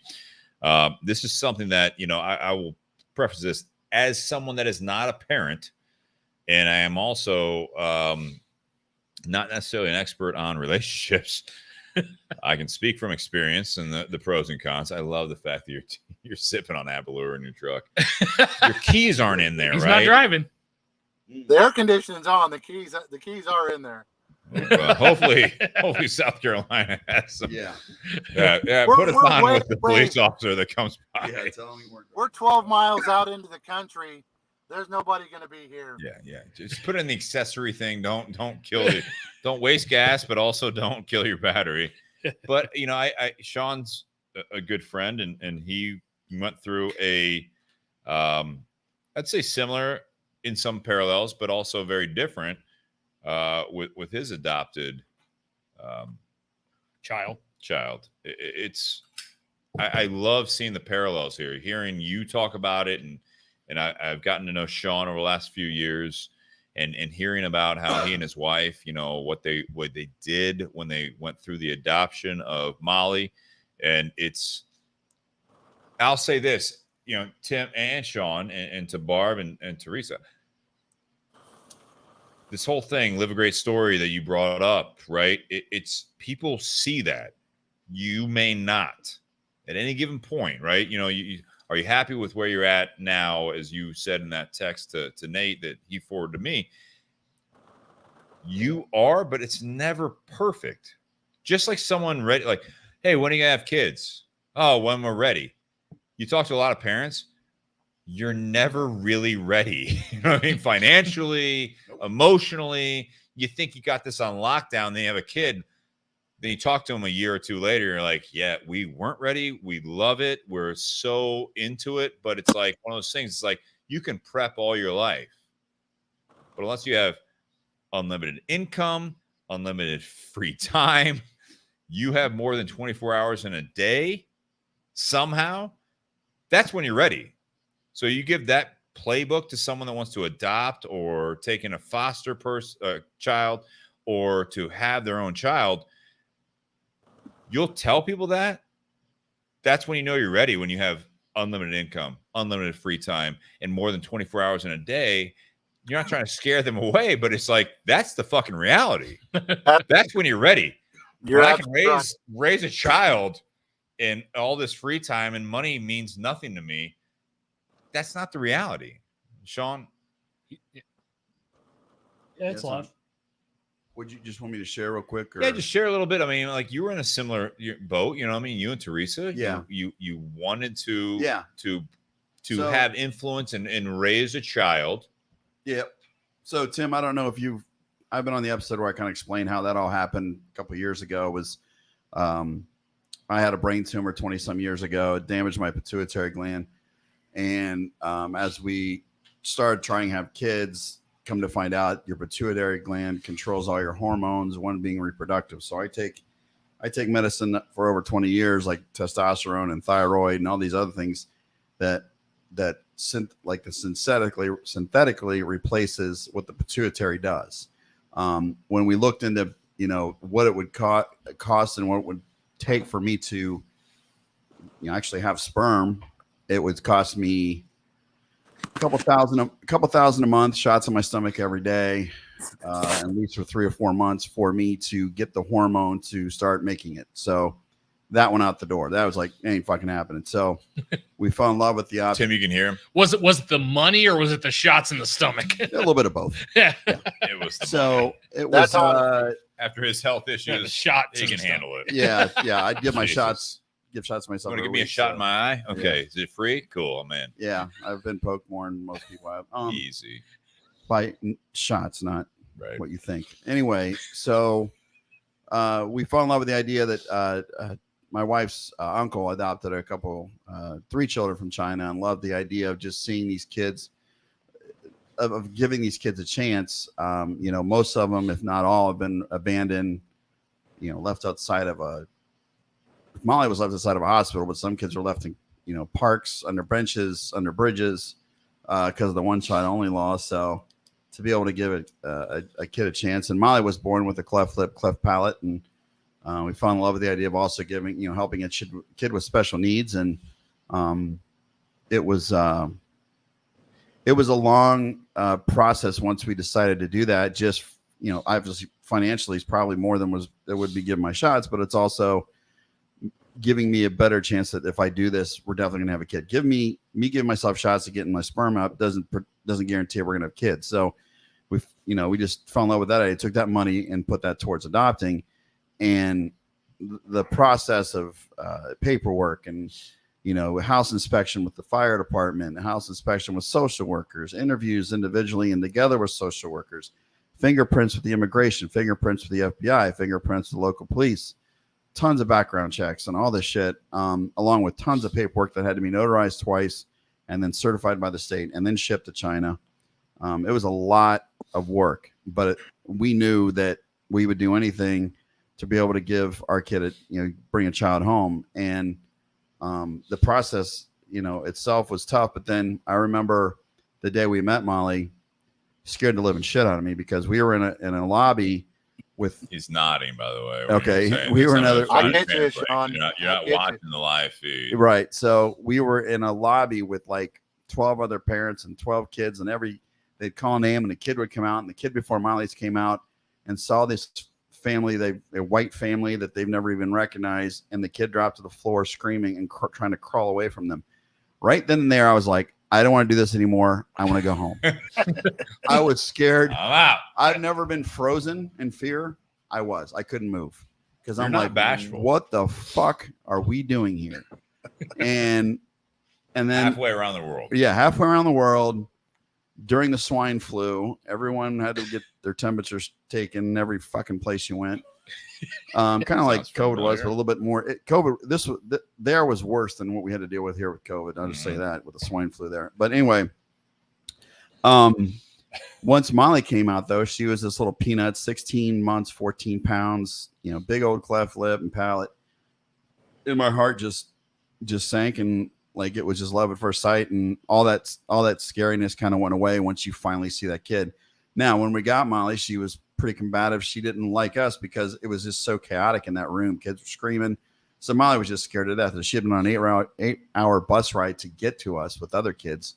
No car seats. It's just kind of a free-for-all bus. They threw these kids old school bus. I like that. 16 I like that. So a 16-month-old in a bus with no car seats. Nope. Perfect. And the entire time we drove her around, there was no car seat. So we were in a bus and she sat on her lap. That's the way it goes. So once we got her and we brought her back to the hotel, things were calm, and she really started to bond with us almost immediately. And that was just, it was from then on, I'd say smooth sailing, but not in the sense of like everything was hunky dory. There were still issues and problems and processes, but that connection between us and Molly began. And that allowed us to, for her to bond with us and start recognizing who we are. And within a few days, if not weeks, she was already like knowing who we were and knew that she was safe. And that we, when she was an orphan, she was with, 30 other kids, and they only had a few caretakers. So she never got the attention she got when we got her. So, but over time, and over the years that we've, Molly's gonna be a freshman in high school starting tomorrow. Insane. Awesome. And so it's been we brought her home. She was so malnourished they couldn't even do the surgery on her lip for like 3 months. So we had to fatten her up and get her a little bit healthier. And then there was a lot of a video about that, like a memory, which was amazing. There's a memory of like the video when we met Molly, and then the night we got to the hotel. It was at your place. She was eating recently. Oh yeah. Where she was eating. Yeah. So when during that whole time, smiling and so when she was like, she didn't know how to eat, Tim, when we first got her. All they gave her was formula, and they gave us a half package full of formula and says she only eats this, mix it with water, good luck. So we were like, wow, we were trying to pat on the ass and get out of here. Yeah. So it was like, we started giving her yogurt and then tried to give her, eggs and oatmeal and stuff like congee, which is like an oatmeal there. And by the time we got her home, she could almost eat Doritos because she knew how to maneuver everything around her mouth. It's fucking crazy how quick they adapt. And especially when you're hungry. Yeah. So they fell in love with it. They realized, holy shit, this is not formula. This is like really good shit. So it's actually food. So we, over the years, over the few months, we finally got the lip surgery done. And it was tough even with that, Tim, because we fell in love with the way she was with the open mouth. And when she smiled, I called her my little predator because her mouth opened like really wide, like a predator. So, and I fell in love with that, you know, but it was, so when she Should have came been out Inside Thoughts, I feel like. I just watched Predators last night too, by the way. I got to tell you about that. Yeah. So, but that, you know, that was who she was. That's how she was born. And that's what we fell in love with. And obviously we knew we had to get the lip fixed, and it was great. And then they'll pout a few months later. And then over time, she had like 3 or 4 more surgeries. And, you know, now it's, you know, the kid's an old soul. The kid is wise. The kid is calming me down in the car when I lose my shit. The kid, she was doing that when I was probably 5. She was 5 years old. So it's like, she just, you know, everyone's like, you guys are such great parents to Molly, but this kid made it so easy for us because of how well she adapted and has learned and just has that it factor of just knowing what's right and wrong and does the right thing. So what I want to point out for both Tim and you, Sean, being this whole, that's why I brought you into the conversation. Sure. Honestly, it is, again, going back to the topic, which I try to do as much as I can in part 2 of these shows, is I hear these things because, again, I'm not in these situations, right? So I love hearing these stories, and I think that the listeners, the viewers, they enjoy it as well. Because these are the situations. I put the comment up there, and I'll put it up again here, and I'm going to read this. Give me just 1 second. Darren says, something that I love about this talk is the real talk. Those listening can reflect and think about the world that we live in. The reason I brought you in, Sean, to this conversation is because when I'm listening to Tim talk about this, is there are some people in my life that I see they didn't live the same life as me. There's some similarities. There's a reason there's a bond there, right? You know, and that's it's not just cigars, it's not just whiskey and all this stuff. It's just you click with some people. And a lot of times I feel as though with this whole thing, live a great story. And I heard this from Tim tonight. I don't know Tim that well. I've Tim, you and I have had less than a handful of conversations. 3 or 4, maybe. Yeah. Literally in person. I've enjoyed each of them. Sean, I've had a lot more. We've been through some shit in the last few years, you know, on both sides of our lives. But there's a lot of things that when you actually have a pure conversation with someone, which is what part 2 is about, is that you hear people talk about it, about their life, about their experiences. And what I really, truly enjoy about that is that it's not getting through the kinks in the armor, the chain mail, and trying to get in there, right? It's all exposed. And with this topic there, you live a great story. You know, Tim, you said, you're like, I don't know why, you know, they chose us as, you know, out of like, whatever, 30 people, 30 couples. Same thing with Sean. That reminded me of him. And he's sitting here, and I know his story. And you don't know what you're going into. But it's who you are at that moment. And if you went in there with all these issues and, you know, you focused on the negative and you did all that stuff, it wouldn't have happened. But why it happened in the way it did is because you were doing your best, and we all have our flaws. We all other people probably think you're living your great story. You're living your best life. When you go to sleep at night or you wake up in the morning, you look at all, like, it's natural to look at the negatives. I could do this better. This could be better. I could have a better house. I could have a better job. I could do all this. But when it comes down to it, other people look at you as a person, and that purity comes out. Truly, that living a great story, it's not necessarily that it's going to be something that's going to be a page turner all the time to someone that's out there. But it's because you don't expose yourself. You don't let yourself be known. And in these situations, you have to be as open, because you, both Tim and Sean, are those types of people that if it's not a good fit, it's not a good fit. I want to make sure it's a good fit for both me and for the other party, the child in this scenario. and you do that, it's more transparent and obvious to people around you, whether it be a significant other, whether it be a third party in this situation. Mm-hmm. I don't feel that a lot of people realize that their projected self is so transparent that they can see if you're not that person. But when you are that person, it's that transparent still. And not only do the kids see that in these situations, but the people that are in charge of that, they appreciate that. It's a genuineness that sticks out. 100%. Yeah, the agency, the adoption agency that set us They said, up, do you want any more? kids? Yeah. No, did they say that? Did they, like, you guys open them more? Yeah, they did. It's just Weird. Yeah. How did I know? Yeah, just and because here's the thing. How did Tim, and Barb have 30 foster? Like, they realize that this is a good home. These are genuine people. These are real people. They're probably dealing with flaws and being fucked up as anyone else, but like, they're not going to hide it just to get a child or get ahead. This is all about true, genuine love for someone else. And my wife and I are still friends with everyone in that department from that agency. And they were probably our biggest cheerleaders out of everyone because they were doing everything awesome. to make it happen. That's my point. That's awesome. Yeah. That's exactly it. Yeah. Yep. Sean Anderson is one point. The story is for yourself as much as others. And I will. Oh, sorry. Go ahead. Tim, I will say too, I don't know if you again saw the whole thing with the brain tumor, and I'll be very quick with this because I did it in my first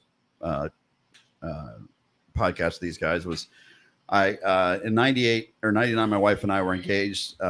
We broke up, and then a few weeks later I was diagnosed with a brain tumor, which is benign. But we didn't know it at the time, and we put life into perspective, and my wife came back and kind of was with me during the whole process. And I remember the episode actually. Yeah. So then we kind of stuck it out, and then she proposed to me a few months later. We got married in 01, and then but I look at that whole thing as, and my church even made a story, and I have a video on YouTube. It's like, God bless me with a brain tumor, because that brought my wife back and brought Molly into my life. And that is a true silver lining if I've ever seen one, just with the negative things you can. Will you share that again on the community page?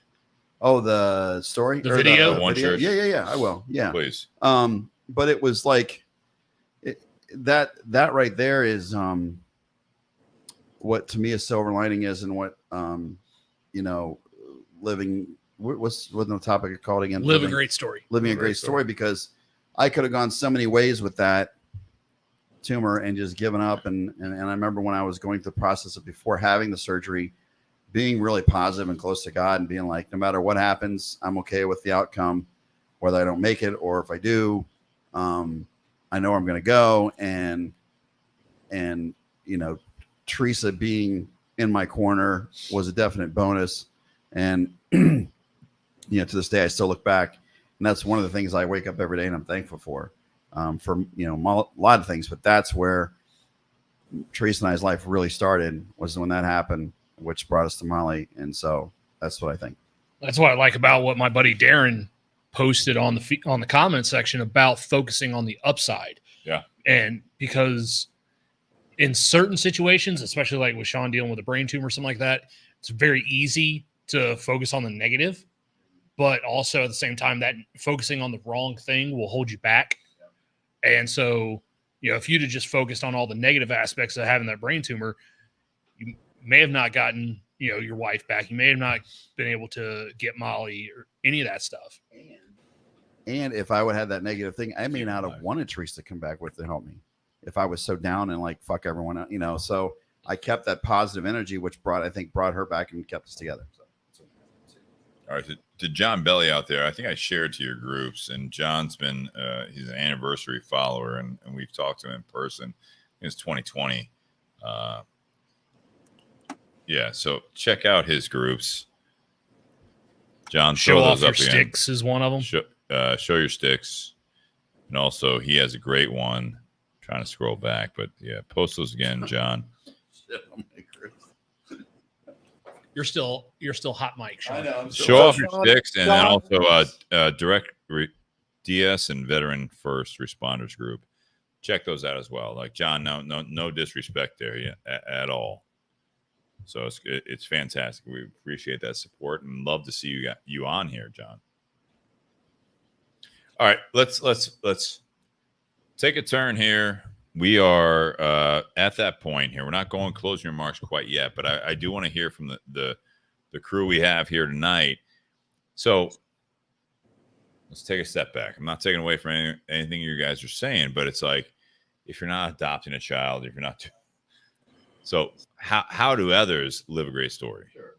That's a big part of this, right? This is something that if you're not in that mode, you're just, Nate, in your life situation. If you have a couple kids, you have your own home life, you went through a divorce, you're happily married, you have a great career. How do we translate this to everyone listening? Tim? Thanks for letting me go first. I appreciate that. Well, you brought It's not up the closing topic. remarks. It's Just not I know closing it's not remarks. I'm closing saying remarks. let's take a here's what turn, I then would tell you. I'll take us to the closing remarks. Here's what I would say. I would go back to what my dad had told me when I was 26 is when you focus your life, like I don't believe we were created to serve ourselves. I believe we were created to serve others in whatever capacity that is. And that looks a lot different to Nate. It looks a lot different to Steve. It looks a lot different to Sean. It looks a lot different to Ray. It looks a lot different to Tim. But I believe that the fact that we have get the mindset that, it can change your daily lives if you're involved in a lot of heated discussions or, business is not going well, is you remember that I'm not here for myself. I'm here to serve others. And that's kind of where, my dad was pointing to when my dad was talking to me when I was 26 years old. I was working 2 full-time jobs. Barb was in school and part-time job. And, he's like, all that stuff you do for yourself, when you die, it's gone. But investing in others will carry on. And that's, and like I said, that looks different in everybody's life, how that plays out. But that's just something that was kind of instilled in us as, at a young age. But, I'll say this again, living by example, though, that's that tightrope you walk, right? Correct.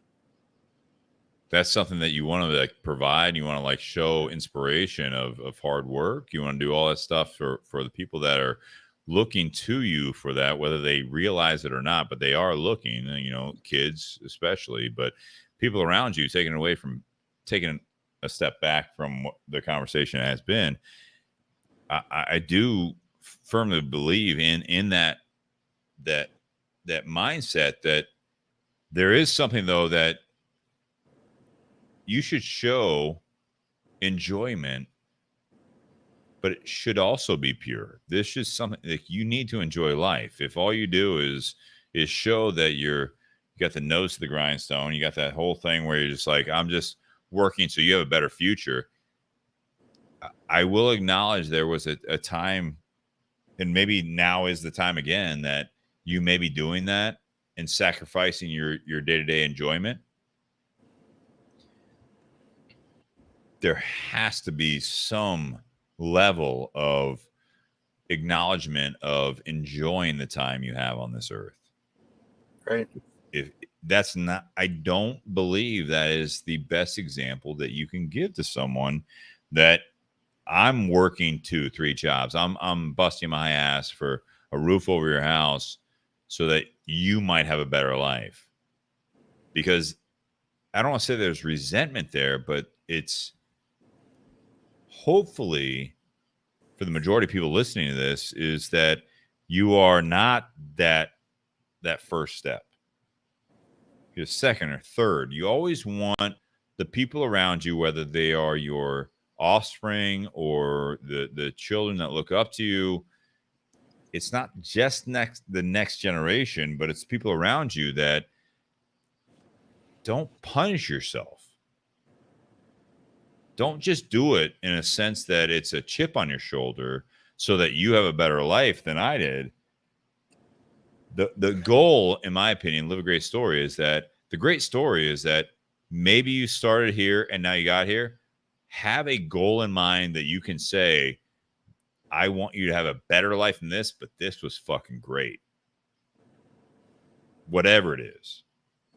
You know, Tim, I think you're doing well. From what I know, I never knew you had all the foster kids. I never knew all this stuff. I know that Barb has had some health issues, especially recently. And talking to you, that's not the first thing you say to someone. That's not, you don't, woe is me, not woe is us. That's not, it's not what he identifies as. Right. It's not about that people owe us stuff. We're plugging along.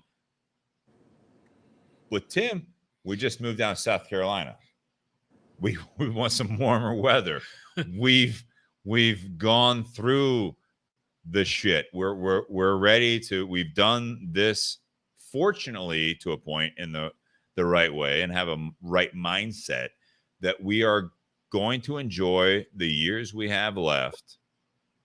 And you feel confident, clearly in a good way, that you influence people through your development years. And everyone talks about development years as a younger person. Fuck that. I'm in my 40s. I'm still developing. Sean, you're in your 50s. You're still developing. Nate, you're almost 40. Easy. Late 30s. Tim, how old are you? I'll be 58 in October. And you're still developing. We always are. If you're not learning, you're dying. That's absolutely right. So we got to keep going on to the great story that even in those, the not so good parts of the chapters of your life, that you do learn from it so that you realize that you could do it better if it was given to you again. And when it is given to you again, maybe in a different scope, you have a better influence on people because you're doing well. I still firmly believe, Tim, you can disagree with me on this. Sean, you too. Nate, you as well. Anyone listening. But you have to start with yourself first. You got to develop yourself first so that you can be that rock for those other people. But do not have the confidence in yourself that you are the rock and you're no longer evolving. No. That is temporary. You got to continue to work. You got to continue to develop, so that you are that rock for other people and you are that great story for other people. If you stopped, Tim, 58, like if you're like, yeah, no, I had a great story up until I was 45. It's like, it's 13 years ago, man. What are you doing now? Don't tell me about what you used to do. You're doing. That's important. That's why we're here. Absolutely. I'm going to continue to do something. And I want to hope that you guys will be a part of it in the near future. One of the things I'm going to do down here, I've sold the boat, my Lake Erie boat. I'm going to be buying another boat down here. And after the first of the year, I'm going to U.S. Coast Guard school to get my inland lake charters license so I can take people fishing in the local lakes here. Oh, nice. Nice. I love that. Yeah, Tim's a big fisher. I love to fish. Here's a good question, and then we'll go into closing remarks just based on time here. Ray out there says, do you set a good example by holding yourself back to enable others? Tim? That's a tough one. It is a tough one. I've people that know me know I'm an open book.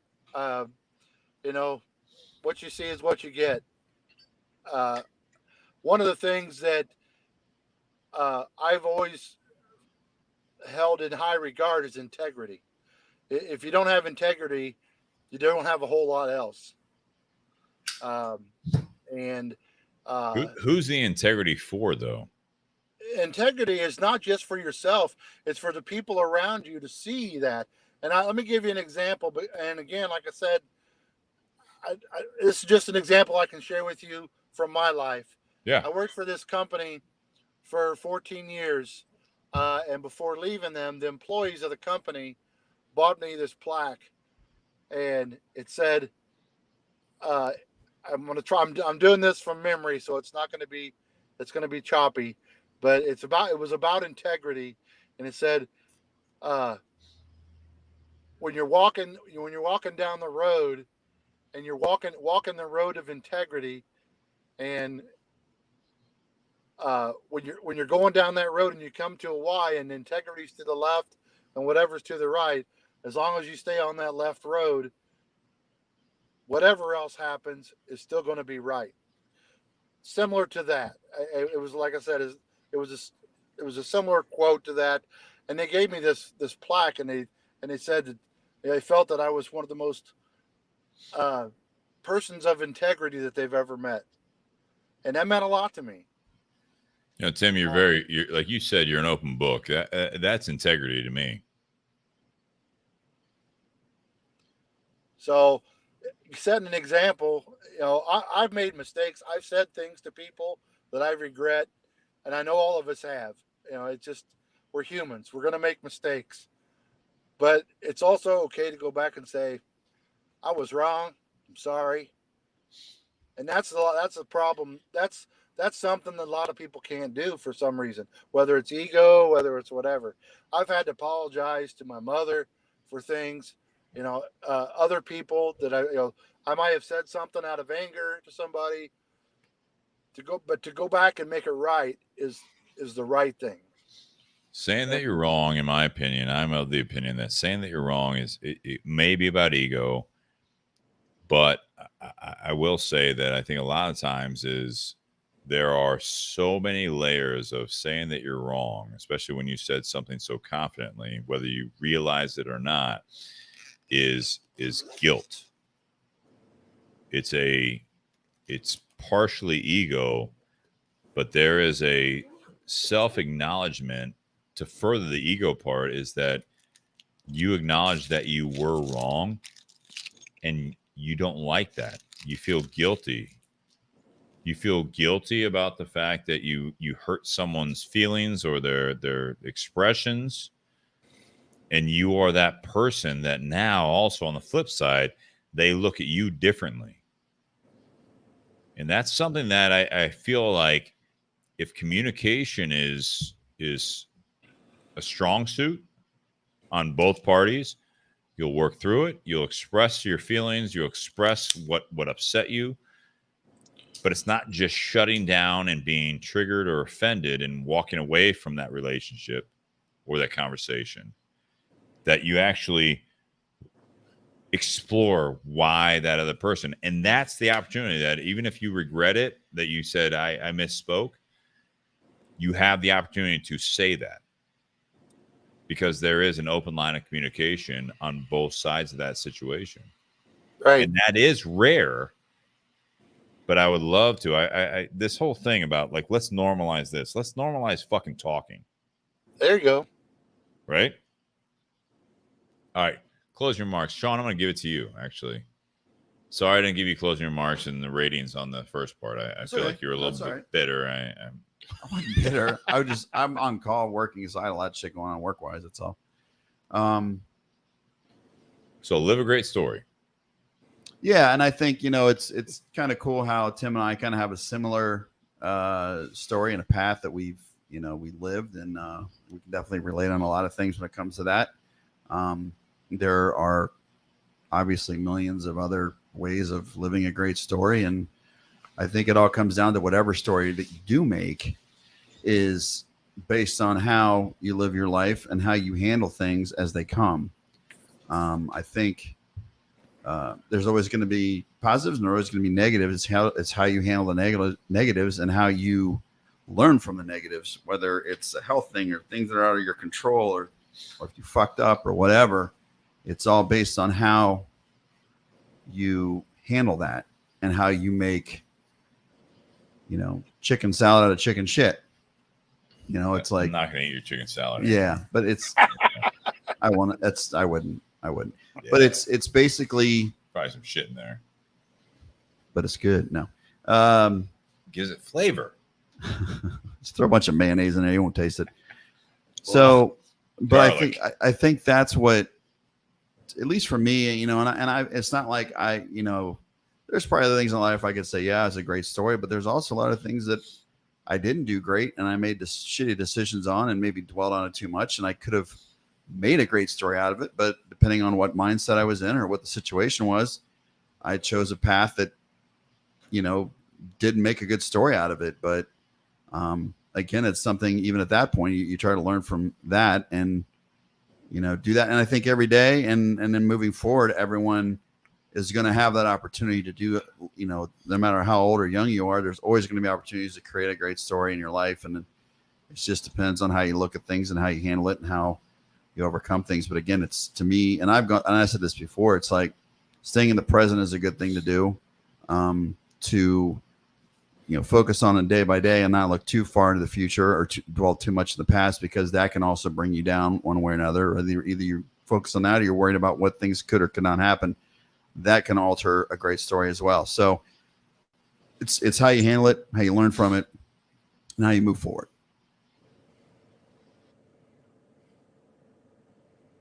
Excellent.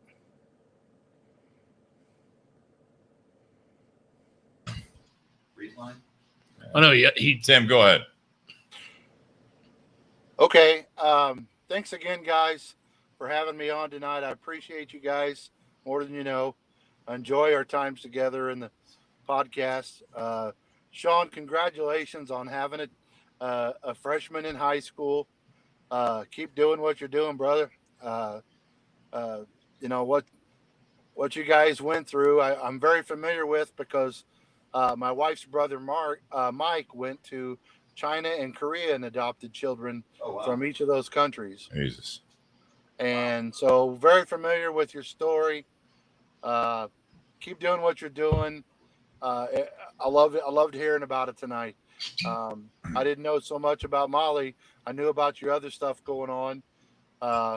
Thanks for sharing all that. If I could say one thing to every one of you guys, would be, you know, just keeping it in your mind that, you know, we're here to serve. We're not here to just be consumers. And, you know, that is going to go a long way into living your great story. Love it. Nate? To start out answering, you know, going back to Ray's question recently about do you set a good example by holding yourself back to enable others? I think it depends on what your goal is. If your goal is to put yourself in a position where you're able to help other people, then, you know, some people may look at it as you're holding yourself back, but, you know, that's not your goal. Like, other people may have a goal for you, you know, like you should have this kind of house, you should drive this kind of car, you should make this kind of money, whatever it is.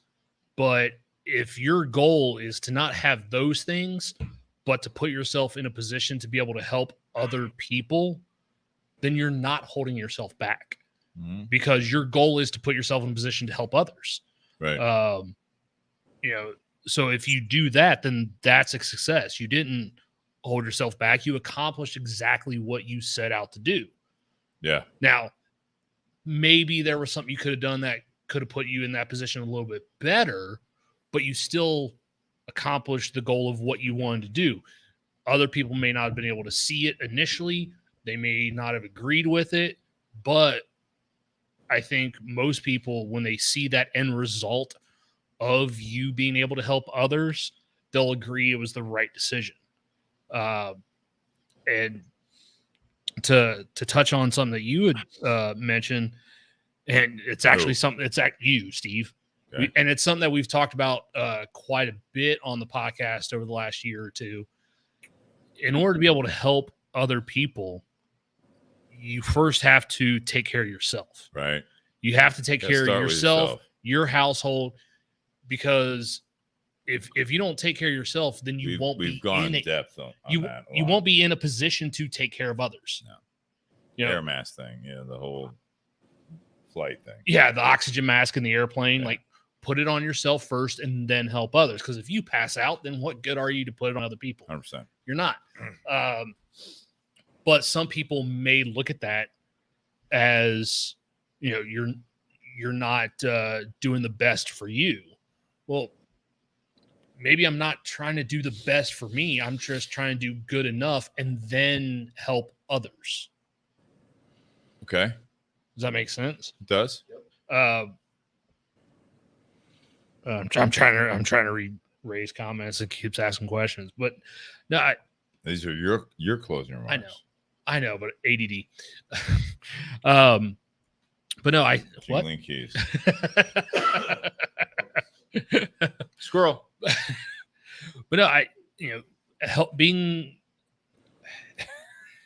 putting your, what are your goals? Not everyone has the same goals. Some people may want to have a certain type of lifestyle. You just don't want that. You just want to be comfortable, have a good lifestyle, but not be selfish in it. You want to set yourself as an example, but also be able to help other people. Yeah.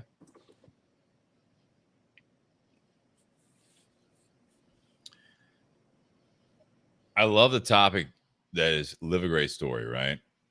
And I've tried to highlight, Tim and Sean and some other people on here, Nate as well. But the one thing I keep going back to is that with especially Tim and Sean, right, on this conversation, is that other people are reading your story. You're the author, so you don't know exactly how the perception of the audience is going to be. It shouldn't always, like, this day and age, it's very important to a lot of people that it's what do they think? What am I doing? Am I doing it right? Looking for that. We always did. Before social media, everyone looks for some approval. And I get that, because we're all figuring out as we all on our own plane. We're trying to do what we think. You want to be popular? How you doing that? You don't want to be popular? How you doing that? Are you part of a group and you don't care about stuff like that? That's the younger ages. This continues on into older ages. Like that's where we're at, right? So you want approval most of the time, at least validation. Even if you're not the popular vote, you're not the popular, situation out there, you want some sort of approval, because when you go to bed at night, you're by yourself. I don't care if you're laying down to your significant other, you have a family, you want to feel some sort of validation to your gratification, or you want some support to your shortcomings. Living a great story. I love this topic for the sense that the fact that when I think of a story, Tim, Sean, any of the listeners out there, Nate and myself, it's not always, and I get the sentiment that it's like tomorrow could be your last day. You're absolutely right. That's your immediate motivation, that you're doing things right. I'm not saying that you sabotage or you sell yourself short. This is a good mindset. The great stories in life are about the chapters of life. And if it's all sunshine and rainbows, that book will never sell. Right? Right on.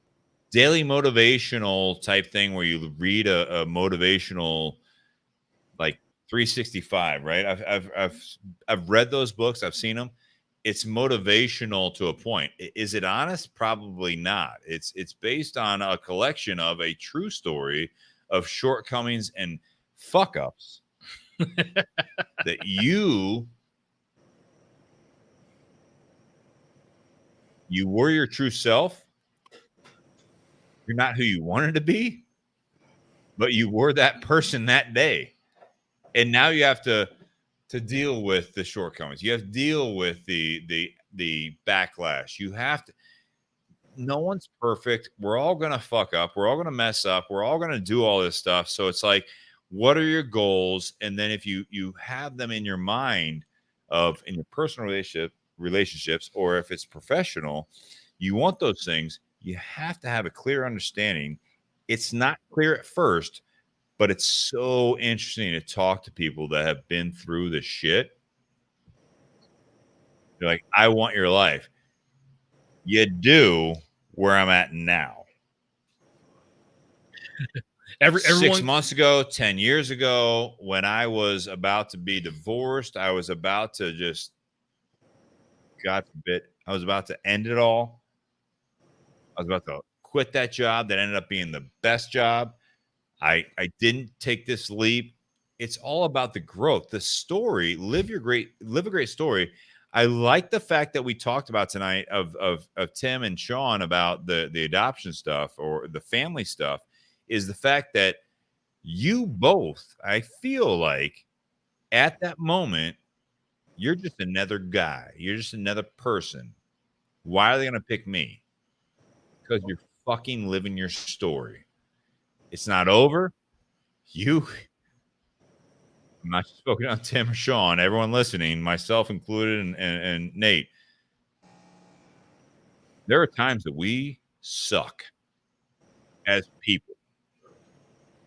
It's not just bad days. No, you fucking suck as people. No one wants to be around you. And the attrition of people being around you, that they truly know who you are, that's the next level. That's the story. That's the next chapter. That's the chapter 5 was this. Chapter 6 was, oh my God. Your story is actually 30 chapters long, and you're on chapter 6. Some of them are shorter. Some are longer. Some of them are boring. Some of them suck. But you're always trying to live a great story. That if you have that intention, you're going to impact other people. Hopefully, you proofread your shit that you realize, like, yeah, I was a dick back then. I was not a good person. I know why that person doesn't talk to me anymore. But you learn from it. Mm-hmm. And I am at the core the same person. I'm a better me. There you go. And when I'm a better me, now the people around me are better also. Better because of me. That's, in my opinion, that's your great story. You write it all out and you have no field tests, no one's around you. I'm going to be this person. And you're like, cool. How's it work in the real world? It doesn't always work. Because on paper, things look great. In reality,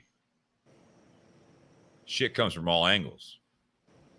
And that's where you become a better you. That's where that the story takes that turn.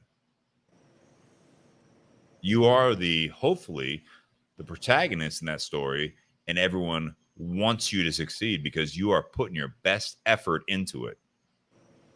They see your shortcomings. They identify with you. That's that story that you want the happy ending. And I feel as though you can do your best to live your life that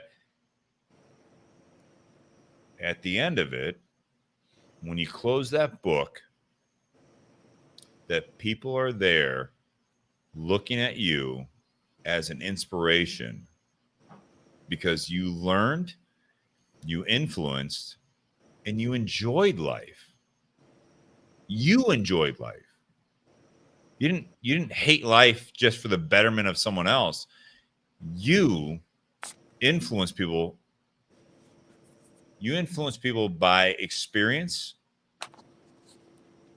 that there is this little sense, or a big sense, but at least a little sense that they admire the character that you are in that story, that they want a little bit or all of it of you in their life. And that's, in my opinion, that's how you influence and impact people, that they will be better in their life. Well said. Gentlemen, ladies, cheers. Happy Whiskey Wednesday. Another good one. Loud. Cheers, fellas. Tim, thank you for so much. Don't drink in your truck much longer, because I feel like the fuzz are going to come by. Guys, thank you for listening tonight, and make sure to check out our sponsors, and also buyjack.com/bourbonbs for any swag. I love this conversation. Absolutely love it. Tim, thanks so much. Guys. It was a great evening. The bottle of Aberlour is gone, so if you have an extra one, if you want to send it up to us, like we'll take another one. I got a half of one here. Not gonna last in the garage. Cheers, everyone. Happy Whiskey Wednesday, and make sure you guys share, like, review, and everything else. We love having you guys a part of this conversation, and join the Bourbon and BS community page in Facebook. Have a great week.